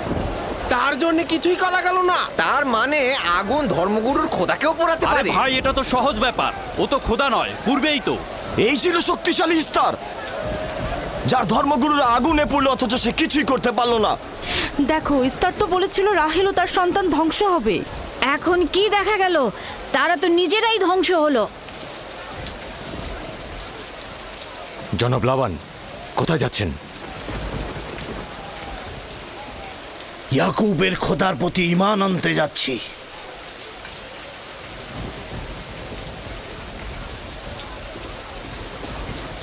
এখন কি হলো ধর্মগুরু? আপনি তো বলেছিলেন ইয়াকুব ফাদ্দানের জন্য অভিশাপ, সে ফাদ্দানের অধিবাসীদের ধ্বংসের কারণ হবে। এখন কি হলো? কিন্তু ইয়াকুবের সন্তান তো আমাদের জন্য বরকত স্বরূপ নাজিল হয়েছে। চলো চলো, সবাই চলো। তোমরা সবাই কোথায় যাচ্ছ? মন্দির আগুনে পুড়ছে আর তোমরা সবাই চলে যাচ্ছ। ফিরে এসো, তোমরা ফিরে এসো। তোমরা যেও না, ফিরে এসো, ইস্তারের খোদা রাগান্বিত হবে। তোমরা ফিরে এসো, ইস্তারে খোদা নাজাত দেবে, এ আগুন থাকবে না, নিভে যাবে। ফিরে এসো, ধর্মগুরু আগুনে পুড়ছে, তোমরা তাকে ফেলে যেও না। তোমরা ফিরে এসো, ইস্তারে খোদা রাগান্বিত হবেন। তোমরা ফিরে এসো, আগুন নেভাও। আমি তোমাদের অনুরোধ করছি, তোমরা ফিরে এসো, ফিরে এসো।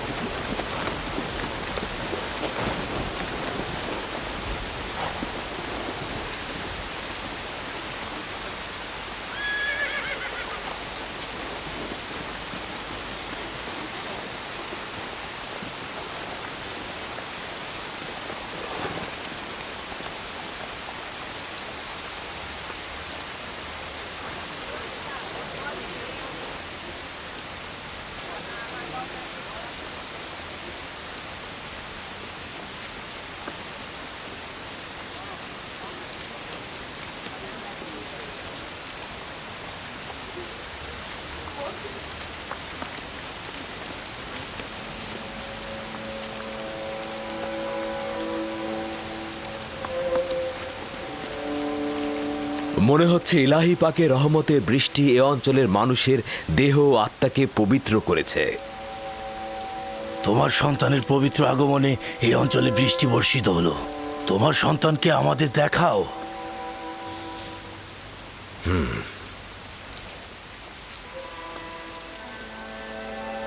আমি অনিবার্যভাবে তোমার নবুয়াত স্বীকার করছি, কেননা পরিষ্কারভাবেই দেখছি যে তোমার সন্তানের আগমনে ইস্তারের মন্দির ধ্বংস হয়ে গেছে, আমাদের দুর্ভিক্ষও চলে গেছে।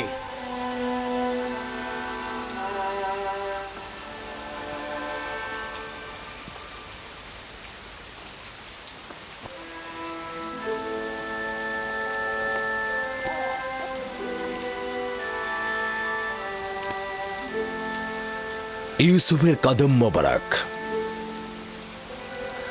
কিন্তু যিনি ওই ইস্তার মন্দির ধ্বংস করেছেন এবং ফাদ্দানে বৃষ্টি বর্ষণ করেছেন, তিনি আমার খোদা। তিনি এক এবং অদ্বিতীয়। তোমরা কি চাও না তাকে দেখতে? আমি এবং আমার স্ত্রী আপনার খোদাকে দেখেছি। আজকে ফাদ্দানের জনগণতা দেখলো। যেমনি আপনার খোদার রহমত দেখলো, তেমনি নিজেদের খোদার অপদস্থ দেখলো। এখন ওরা এসেছে একাত্মবাদী খোদার প্রতি ঈমান আনতে। হে খোদার নবী, হে খোদার নবী, ওদের অন্তরকে ঈমানের নূরে আলোকিত করুন। তোমরা সবাই কি ফারাসের কথার সাথে একমত? তাহলে আমার সাথে বলো, আমরা সকল নির্জীব ও পাথরের তৈরি খোদা থেকে এবং অন্যান্য জমিনের খোদা থেকে বিচ্ছেদ ঘটাচ্ছি এবং এক ও অদ্বিতীয় খোদার ঈমান আনছি, যিনি আসমান ও জমিনের খোদা, এবং সকল প্রেরিত মহাপুরুষদের প্রতিও ঈমান আনছি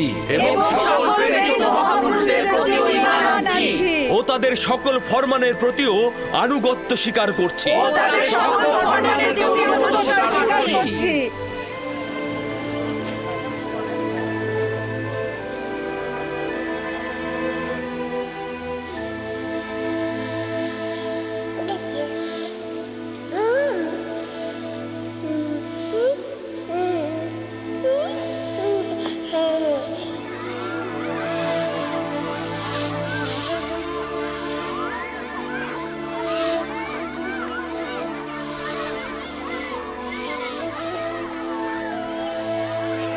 ইশতার জিগুরাতের ওপর খোদার গজব নাজিল হওয়ার 5 বছর অতিক্রান্ত হল এবং এই 5 বছরে একাত্মবাদী খোদার নিয়ামক ফাদ্দানে বিস্তৃতি লাভ করল।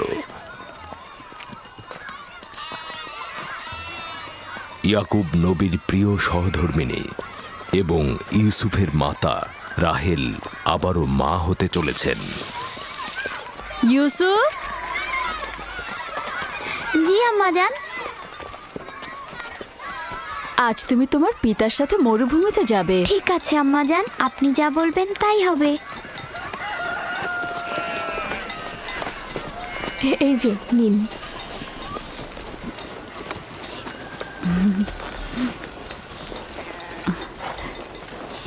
অনেকদিন পর আমরা একসাথে বের হলাম।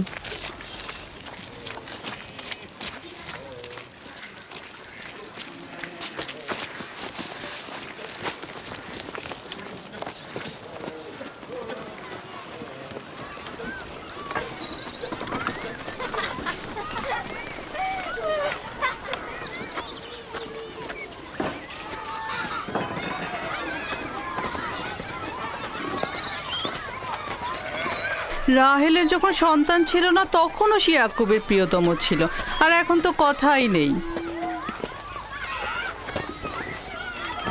আমি আর জুলফা তো ইয়াকুব নবীর বিনোদন সঙ্গী হওয়ার যোগ্যতাই রাখি না। তোমার মা লিয়া তো পারে, তাকে নিয়ে যায় না কেন?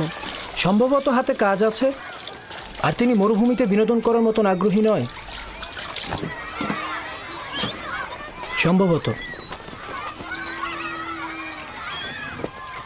আমাদের তো মনে হয় তোমার পিতা রাহেল ছাড়া কাউকে ভালোই বাসে না।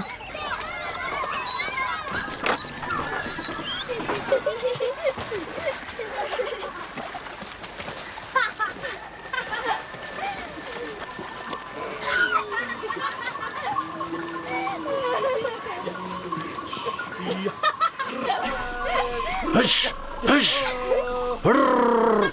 হুশ হুশ যা যা হর যা হুশ যা হুশ হুশ হুশ হুশ যা হুশ যা। 15 বছর পূর্বে তোমার সাথে আমার প্রথম পরিচয় এই কূপের পাশে হয়েছিল। আমি ওই দিনই জেনেছিলাম আপনি আমার ফুফাতো ভাই। আমি ওই দিন বুঝেছিলাম তুমি আমার মামাতো বোন। সেই দিন থেকে এই ভালো লাগা শুরু। পিতা ইসহাক ও মাতা রোদ কামন হয় আমাকে তোমার কাছে হেদায়েতের জন্য পাঠিয়েছিল। চলো চলো, বাচ্চারা সবাই এগিয়ে গেছে। হ্যাঁ হ্যাঁ, চলুন।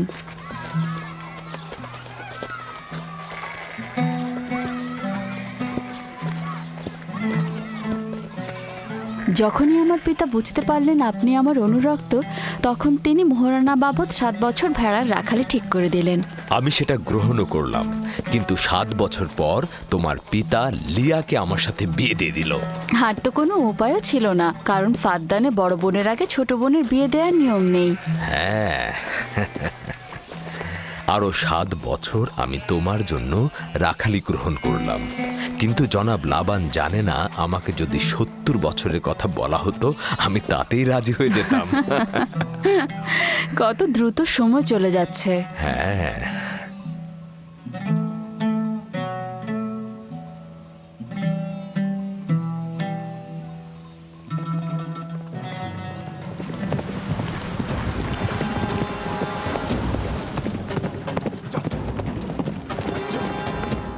ইয়াকুব নবীকে চেনেন?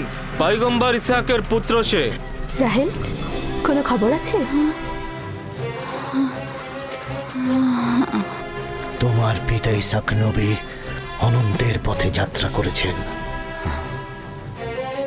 তোমরা একদা নির্জীব পাথরের পূজারী ছিলে। খোদাতালা একত্ববাদের নূর তোমাদের কলবে ঢেলে দিয়েছেন। এমন যেন না হয় কুফুরি আর জাহিলিপনাকে ইমানের জায়গায় স্থান দিয়েছ, ইয়াকুব থাকুক আর না থাকুক। তোমাদের চিন্তাধারা আর কার্যকলাপের মধ্যে সব সময় এক খোদায় বিশ্বাস অটুট রাখবে। যেহেতু তার সন্তান সংখ্যা আমার চেয়ে কম, ইয়াকুবের ভালোবাসাও তার প্রতি আমার চাইতে কম।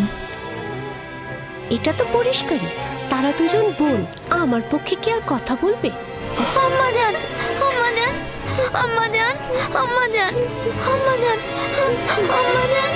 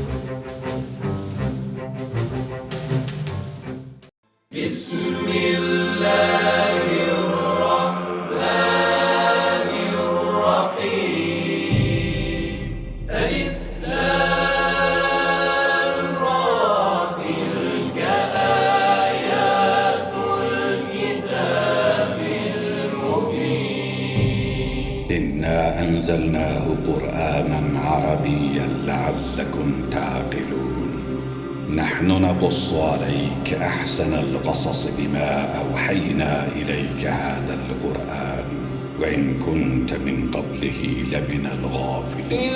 قال يوسف لأبيه يا أبت إني رأيت 11 كوكبا والشمس والقمر رأيتهم لي ساجدين. আলিফ লাম র, এগুলো হচ্ছে একটি সুস্পষ্ট গ্রন্থের আয়াত। নিঃসন্দেহে আমি একে আরবি কোরআন হিসেবে নাজিল করেছি যেন তোমরা তা অনুধাবন করতে পারো। হে নবী, আমি তোমাকে এ কোরআনের মাধ্যমে একটি সুন্দর কাহিনী শোনাতে যাচ্ছি যা আমি তোমার কাছে ওহী হিসেবে পাঠিয়েছি, অথচ তার আগ পর্যন্ত তুমি এ কাহিনী সম্পর্কে ছিলে সম্পূর্ণ বেখবর লোকদেরই একজন। এটা হচ্ছে সে সময়ের কথা যখন ইউসুফ তার পিতাকে বলল, হে আমার পিতা, আমি স্বপ্নে দেখেছি 11টা তারা, চাঁদ ও সূরজকে আমি এদের আমার প্রতি সাজদাবানত অবস্থায় দেখেছি। একথা শুনে তার পিতা বলল, হে আমার স্নেহের পুত্র, তুমি তোমার এই স্বপ্নের কথা কিন্তু তোমার ভাইদের কাছে বলে দিও না, তারা তোমার বিরুদ্ধে ষড়যন্ত্র আঁটতে শুরু করবে, কেননা শয়তান মানুষের খোলাখুলি দুশমন।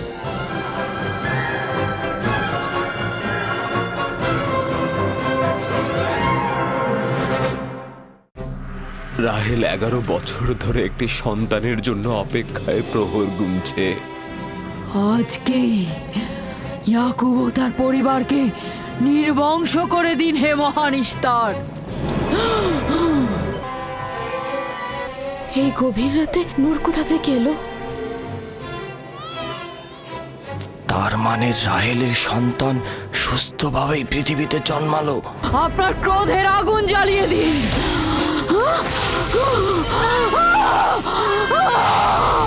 আগুন আগুন।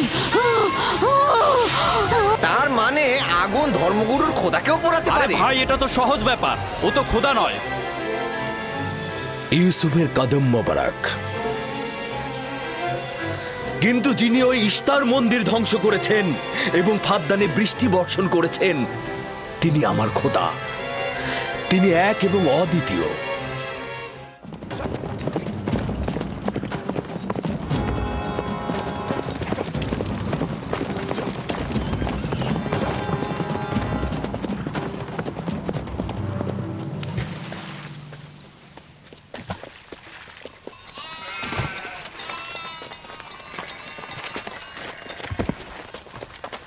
কেন জানি না আমার জন্মস্থান ক্যানানের কথা খুব মনে পড়ছে।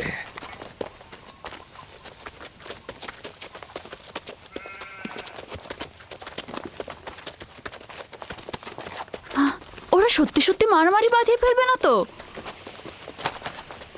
চিন্তা করো না, ওরা নিজেদের শক্তি পরীক্ষা করছে। তারা মনে করে যে সবচাইতে শক্তিশালী যে হবে সে হবে আমার উত্তরাধিকারী।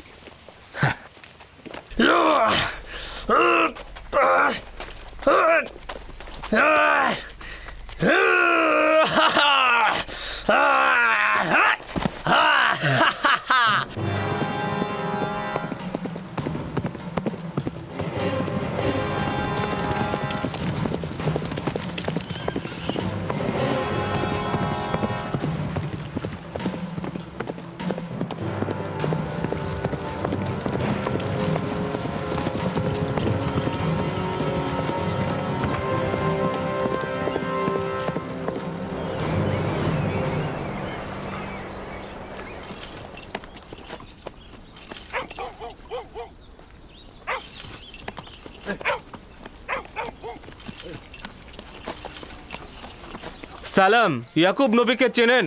পয়গম্বর ইসহাকের পুত্র সে। চিনব না কেন?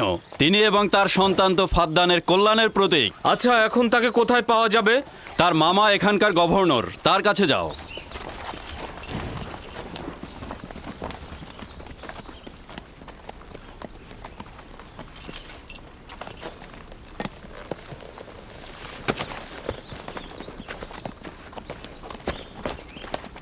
কি চাই? কানান থেকে বার্তা এনেছি, জনাব গভর্নরের সাথে কথা বলতে চাই। ঠিক আছে, আসুন।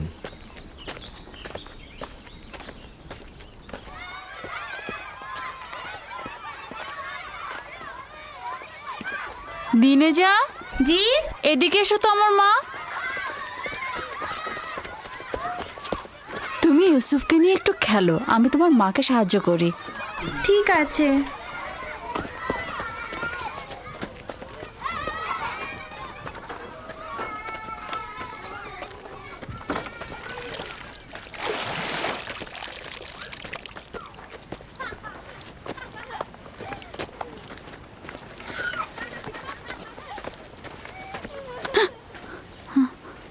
রাহেল, কোনো খবর আছে?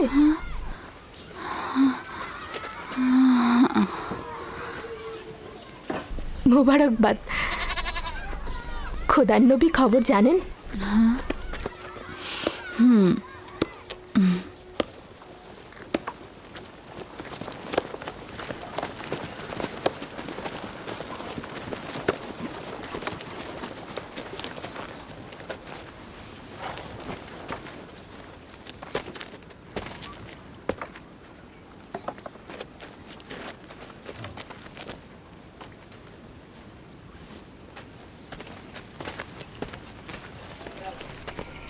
সালাম নানাজান।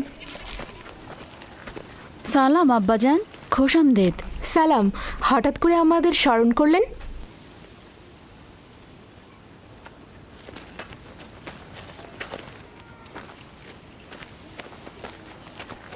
কি হয়েছে আব্বাজান? কোনো কিছু কি ঘটেছে আব্বাজান? ওই যে ওই লোকটাকে দেখছো, উনি ক্যানান থেকে এসেছেন। উনি কোনো ভালো খবর নিয়ে আসেননি। ইয়াকুব কোথায়?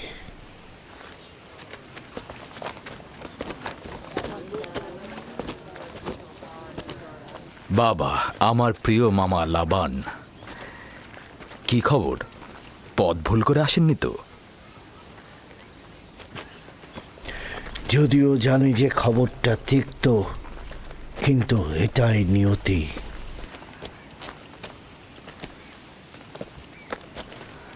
আসলে কি হয়েছে? তোমার পিতা ইসাক নবী অনন্তের পথে যাত্রা করেছেন।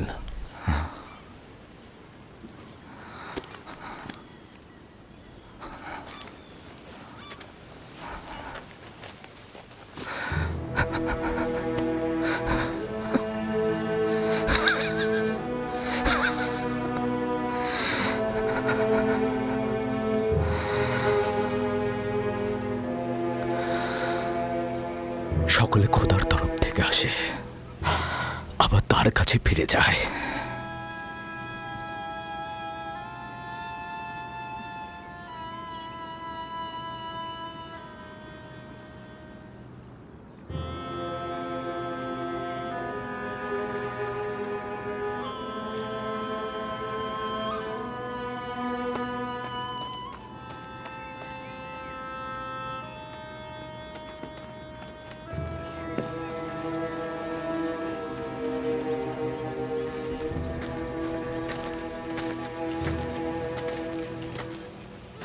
এখন কি সিদ্ধান্ত নিচ্ছ খোদার নবী? ইব্রাহিম নবীর পরে কানানের লোকজনের পয়গম্বরের দায়িত্ব আপনার উপরে পড়েছে, আর আপনার বোন ফাইকে বলেছে এই খবর আপনাকে পৌঁছে দিতে। তার মানে কি তুমি চলে যাবে? মৃত্যুর হাকিকাত অনিবার্য, যা সকলকে বরণ করতে হয়। কেউ পালিয়ে বাঁচতে পারে না, এমনকি আউলিয়া ও আম্বিয়া একরামগণ। আমি তোমাদের প্রতি কৃতজ্ঞ। আমি খোদা তাআলার কাছে সবর ও সহনশীল থাকার তৌফিক চাইছি। হে খোদার নবী, যদি আমরা কসম করি যে আপনার ফরমানের প্রতি আমরা অনুগত থাকব, তাহলে কি আপনি ফাদ্দানে অবস্থান করবেন? আমি ফাদ্দানের জনগণকে ভালোবাসি। তোমাদের ত্যাগ করা আমার পক্ষে কষ্টকর। এটা আমার ইচ্ছা নয়। আমি আমার নিজের ইচ্ছাতে যাচ্ছি না যে আমি নিজের ইচ্ছাতে থাকব।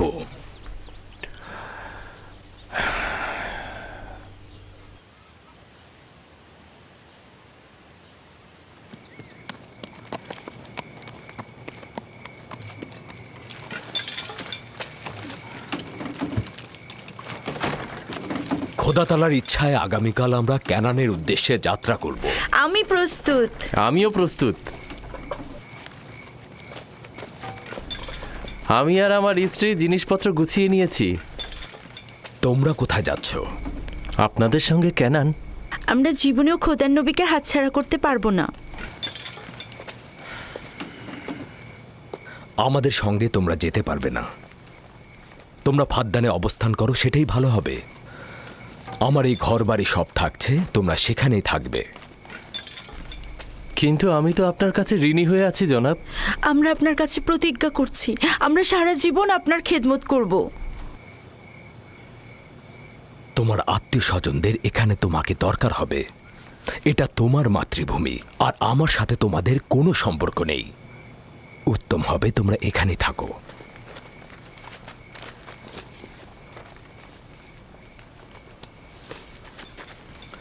খোদা তাআলাকে অসংখ্য কৃতজ্ঞতা জ্ঞাপন করছি যে আমাদেরকে হেদায়েতের নূর দিয়েছেন।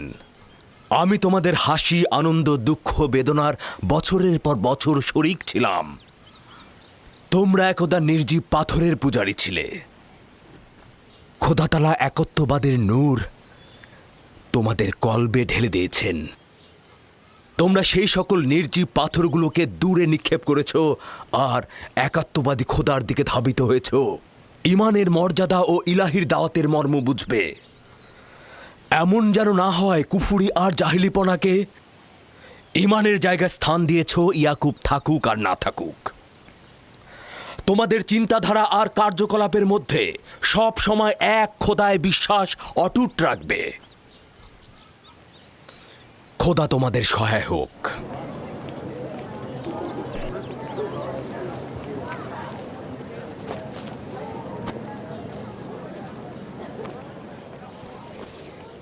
তুমি বছরের পর বছর আমার হয়ে রাখালি করেছো, কোনো উপহার গ্রহণ করনি।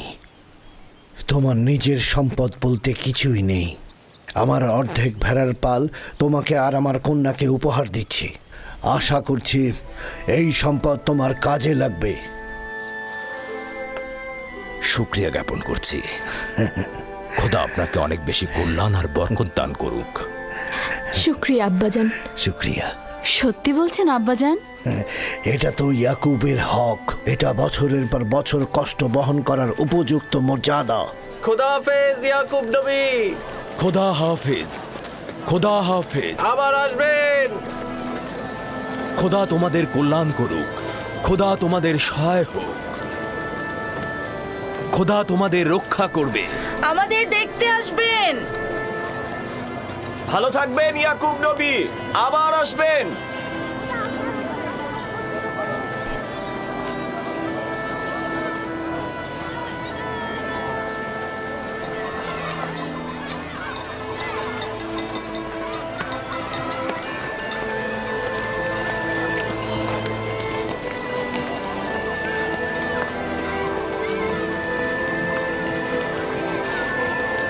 খোদা তাআলা তোমাদের রক্ষা করবে। তোমরা অবশ্যই ক্যানানে আমাকে দেখতে আসবে। খোদা হাফেজ।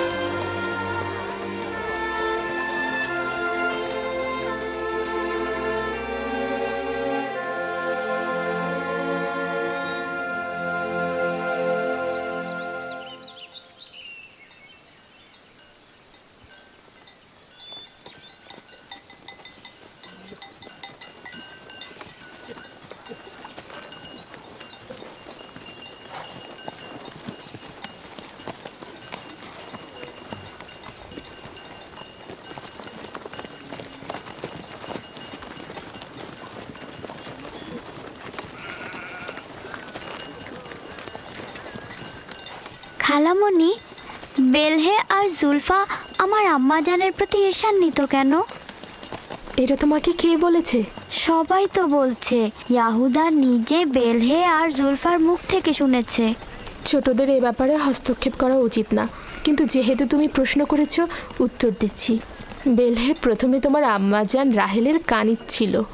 যেহেতু রাহেলের সন্তান হচ্ছিল না, সেহেতু তোমার আম্মাজান বেহেলকে তোমার আব্বাজানকে উপহার স্বরূপ দিলেন, যেন বেলহের কাছ থেকে সন্তান লাভ করেন।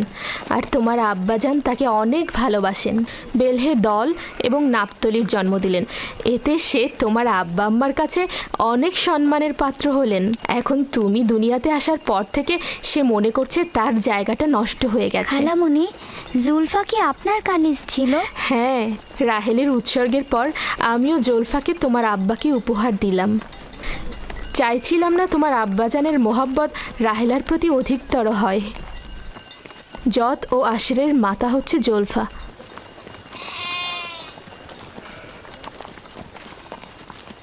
লাবি, শামুন, কেন শামুক গতিতে চলছো? ভেড়াগুলো সব ছড়িয়ে ছিটে গেছে। একত্রিত করো।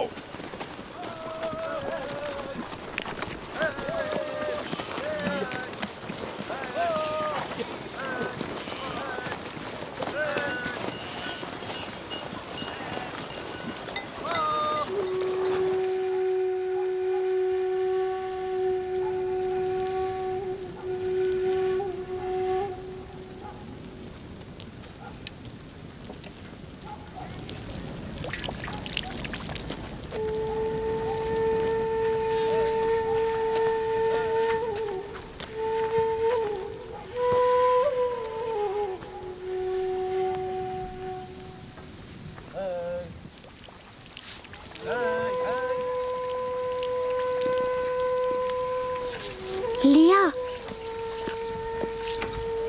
তুমি দেখেছো ইয়াকুব রাহেলের স্থানটা সবার উপরে দিয়েছে?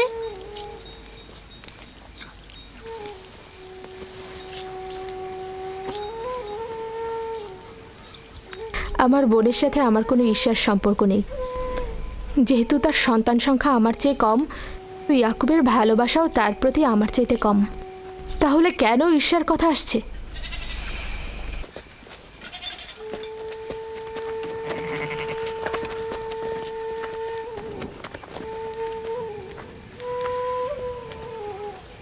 এটা তো পরিষ্কারই, তারা দুজন বোন, আমার পক্ষে কি আর কথা বলবে?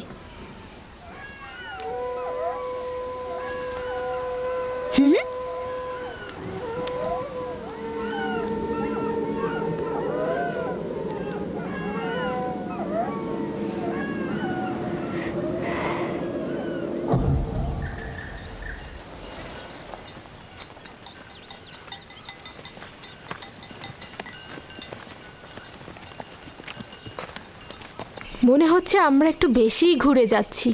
রাস্তার খুব একটা বেশি বাকি নেই। যাযাবর জীবনের গলিপথগুলো ঠিক এমনই, সফরের সাথে সাথে জীবনটাও এভাবেই চলে।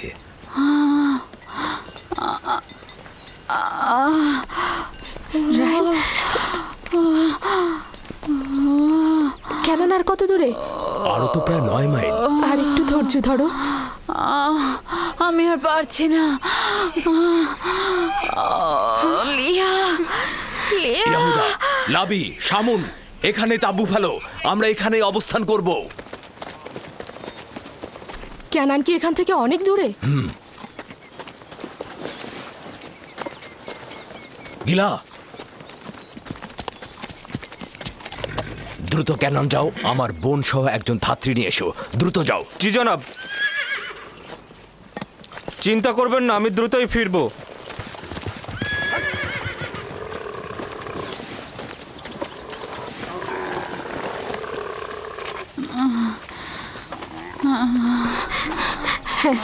সাবধানে নামো, সাবধানে।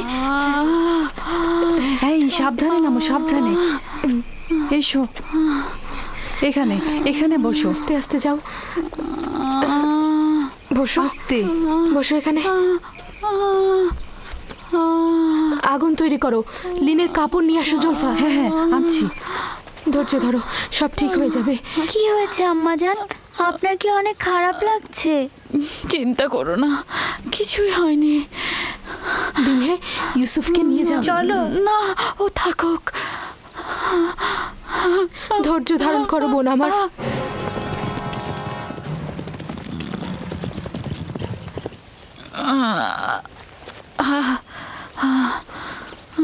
আম্মাজান, আম্মাজান কি হয়েছে?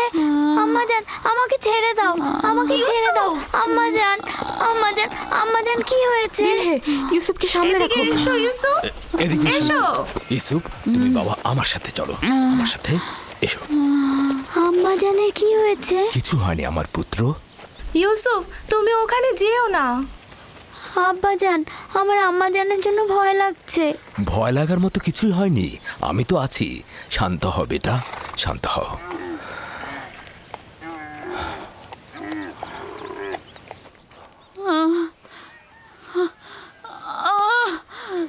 খোদা তাআলা তাকে রক্ষা করুক। তার পূর্বের বেদনা অনেক কষ্টদায়ক ছিল। আহারে কি অবস্থা! ইয়াকুবকে বলো দোয়া করতে।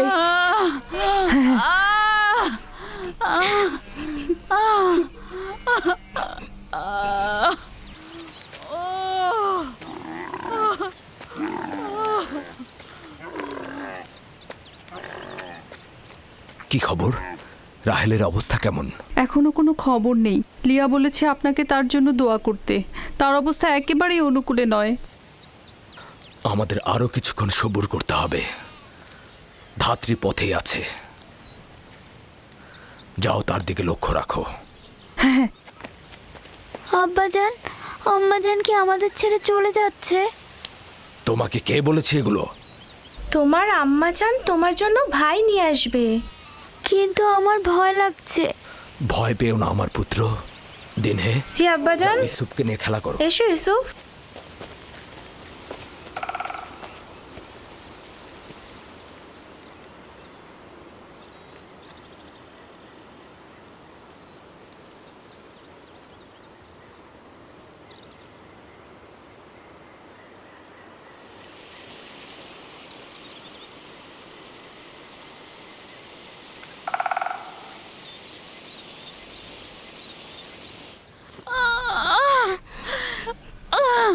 যদি রাহেলের পূর্বের মতো অবস্থা হয়, খোদা তাআলা তাকে রহমত দান করুন।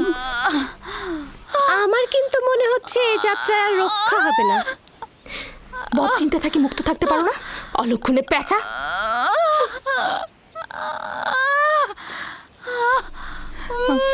রাহেল, একটু ধৈর্য ধরো রাহেল, একটু সবুর করো। ধাত্রী পথে আছে, কেন তো বেশি দূরে নয়।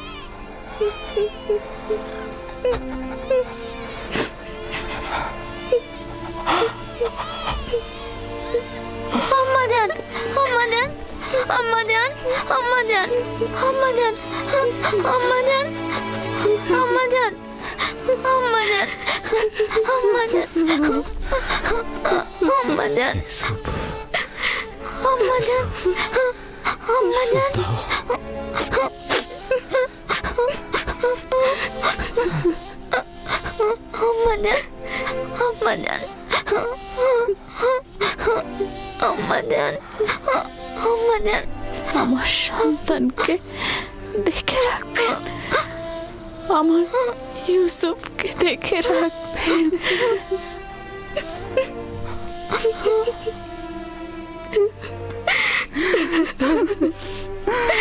রাহেল, বোন আমার,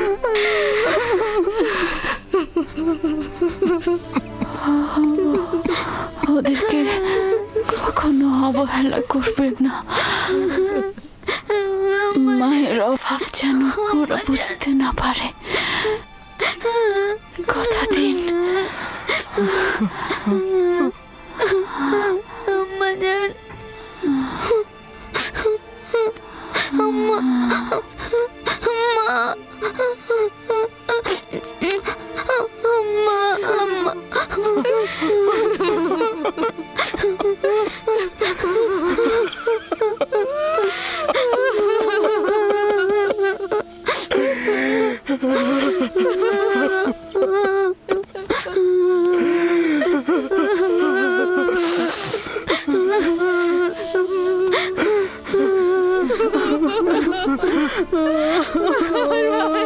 মানু, বোন আমার, রাহেলা, মানু, খালামণি,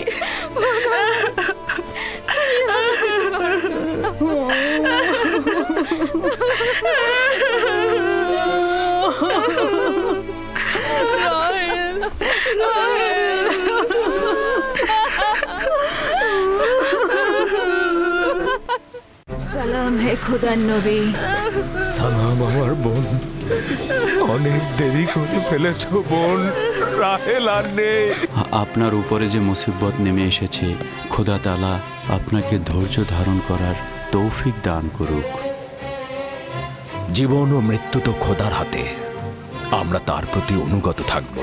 আমাদের আব্বাজান ইসহাক নবীর কবর কোথায় দেওয়া হয়েছে? তুমি সে জায়গাটা চেনো। আমাদের দাদা জান হজরত ইব্রাহিম ও তার সহধর্মিনী মাকফিনা আর আমাদের আম্মা জানের কবরও ওখানেই দেওয়া হয়েছে। এখন তুমি হচ্ছ এর উত্তরাধিকারী।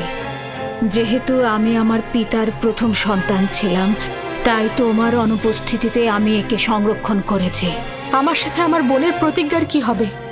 আমি আমার বোনকে কথা দিয়েছিলাম ইউসুফকে তার মায়ের অভাব কখনোই বুঝতে দিব না। ফায়েকে তোমার সেই অঙ্গীকার বাস্তবায়ন করবে।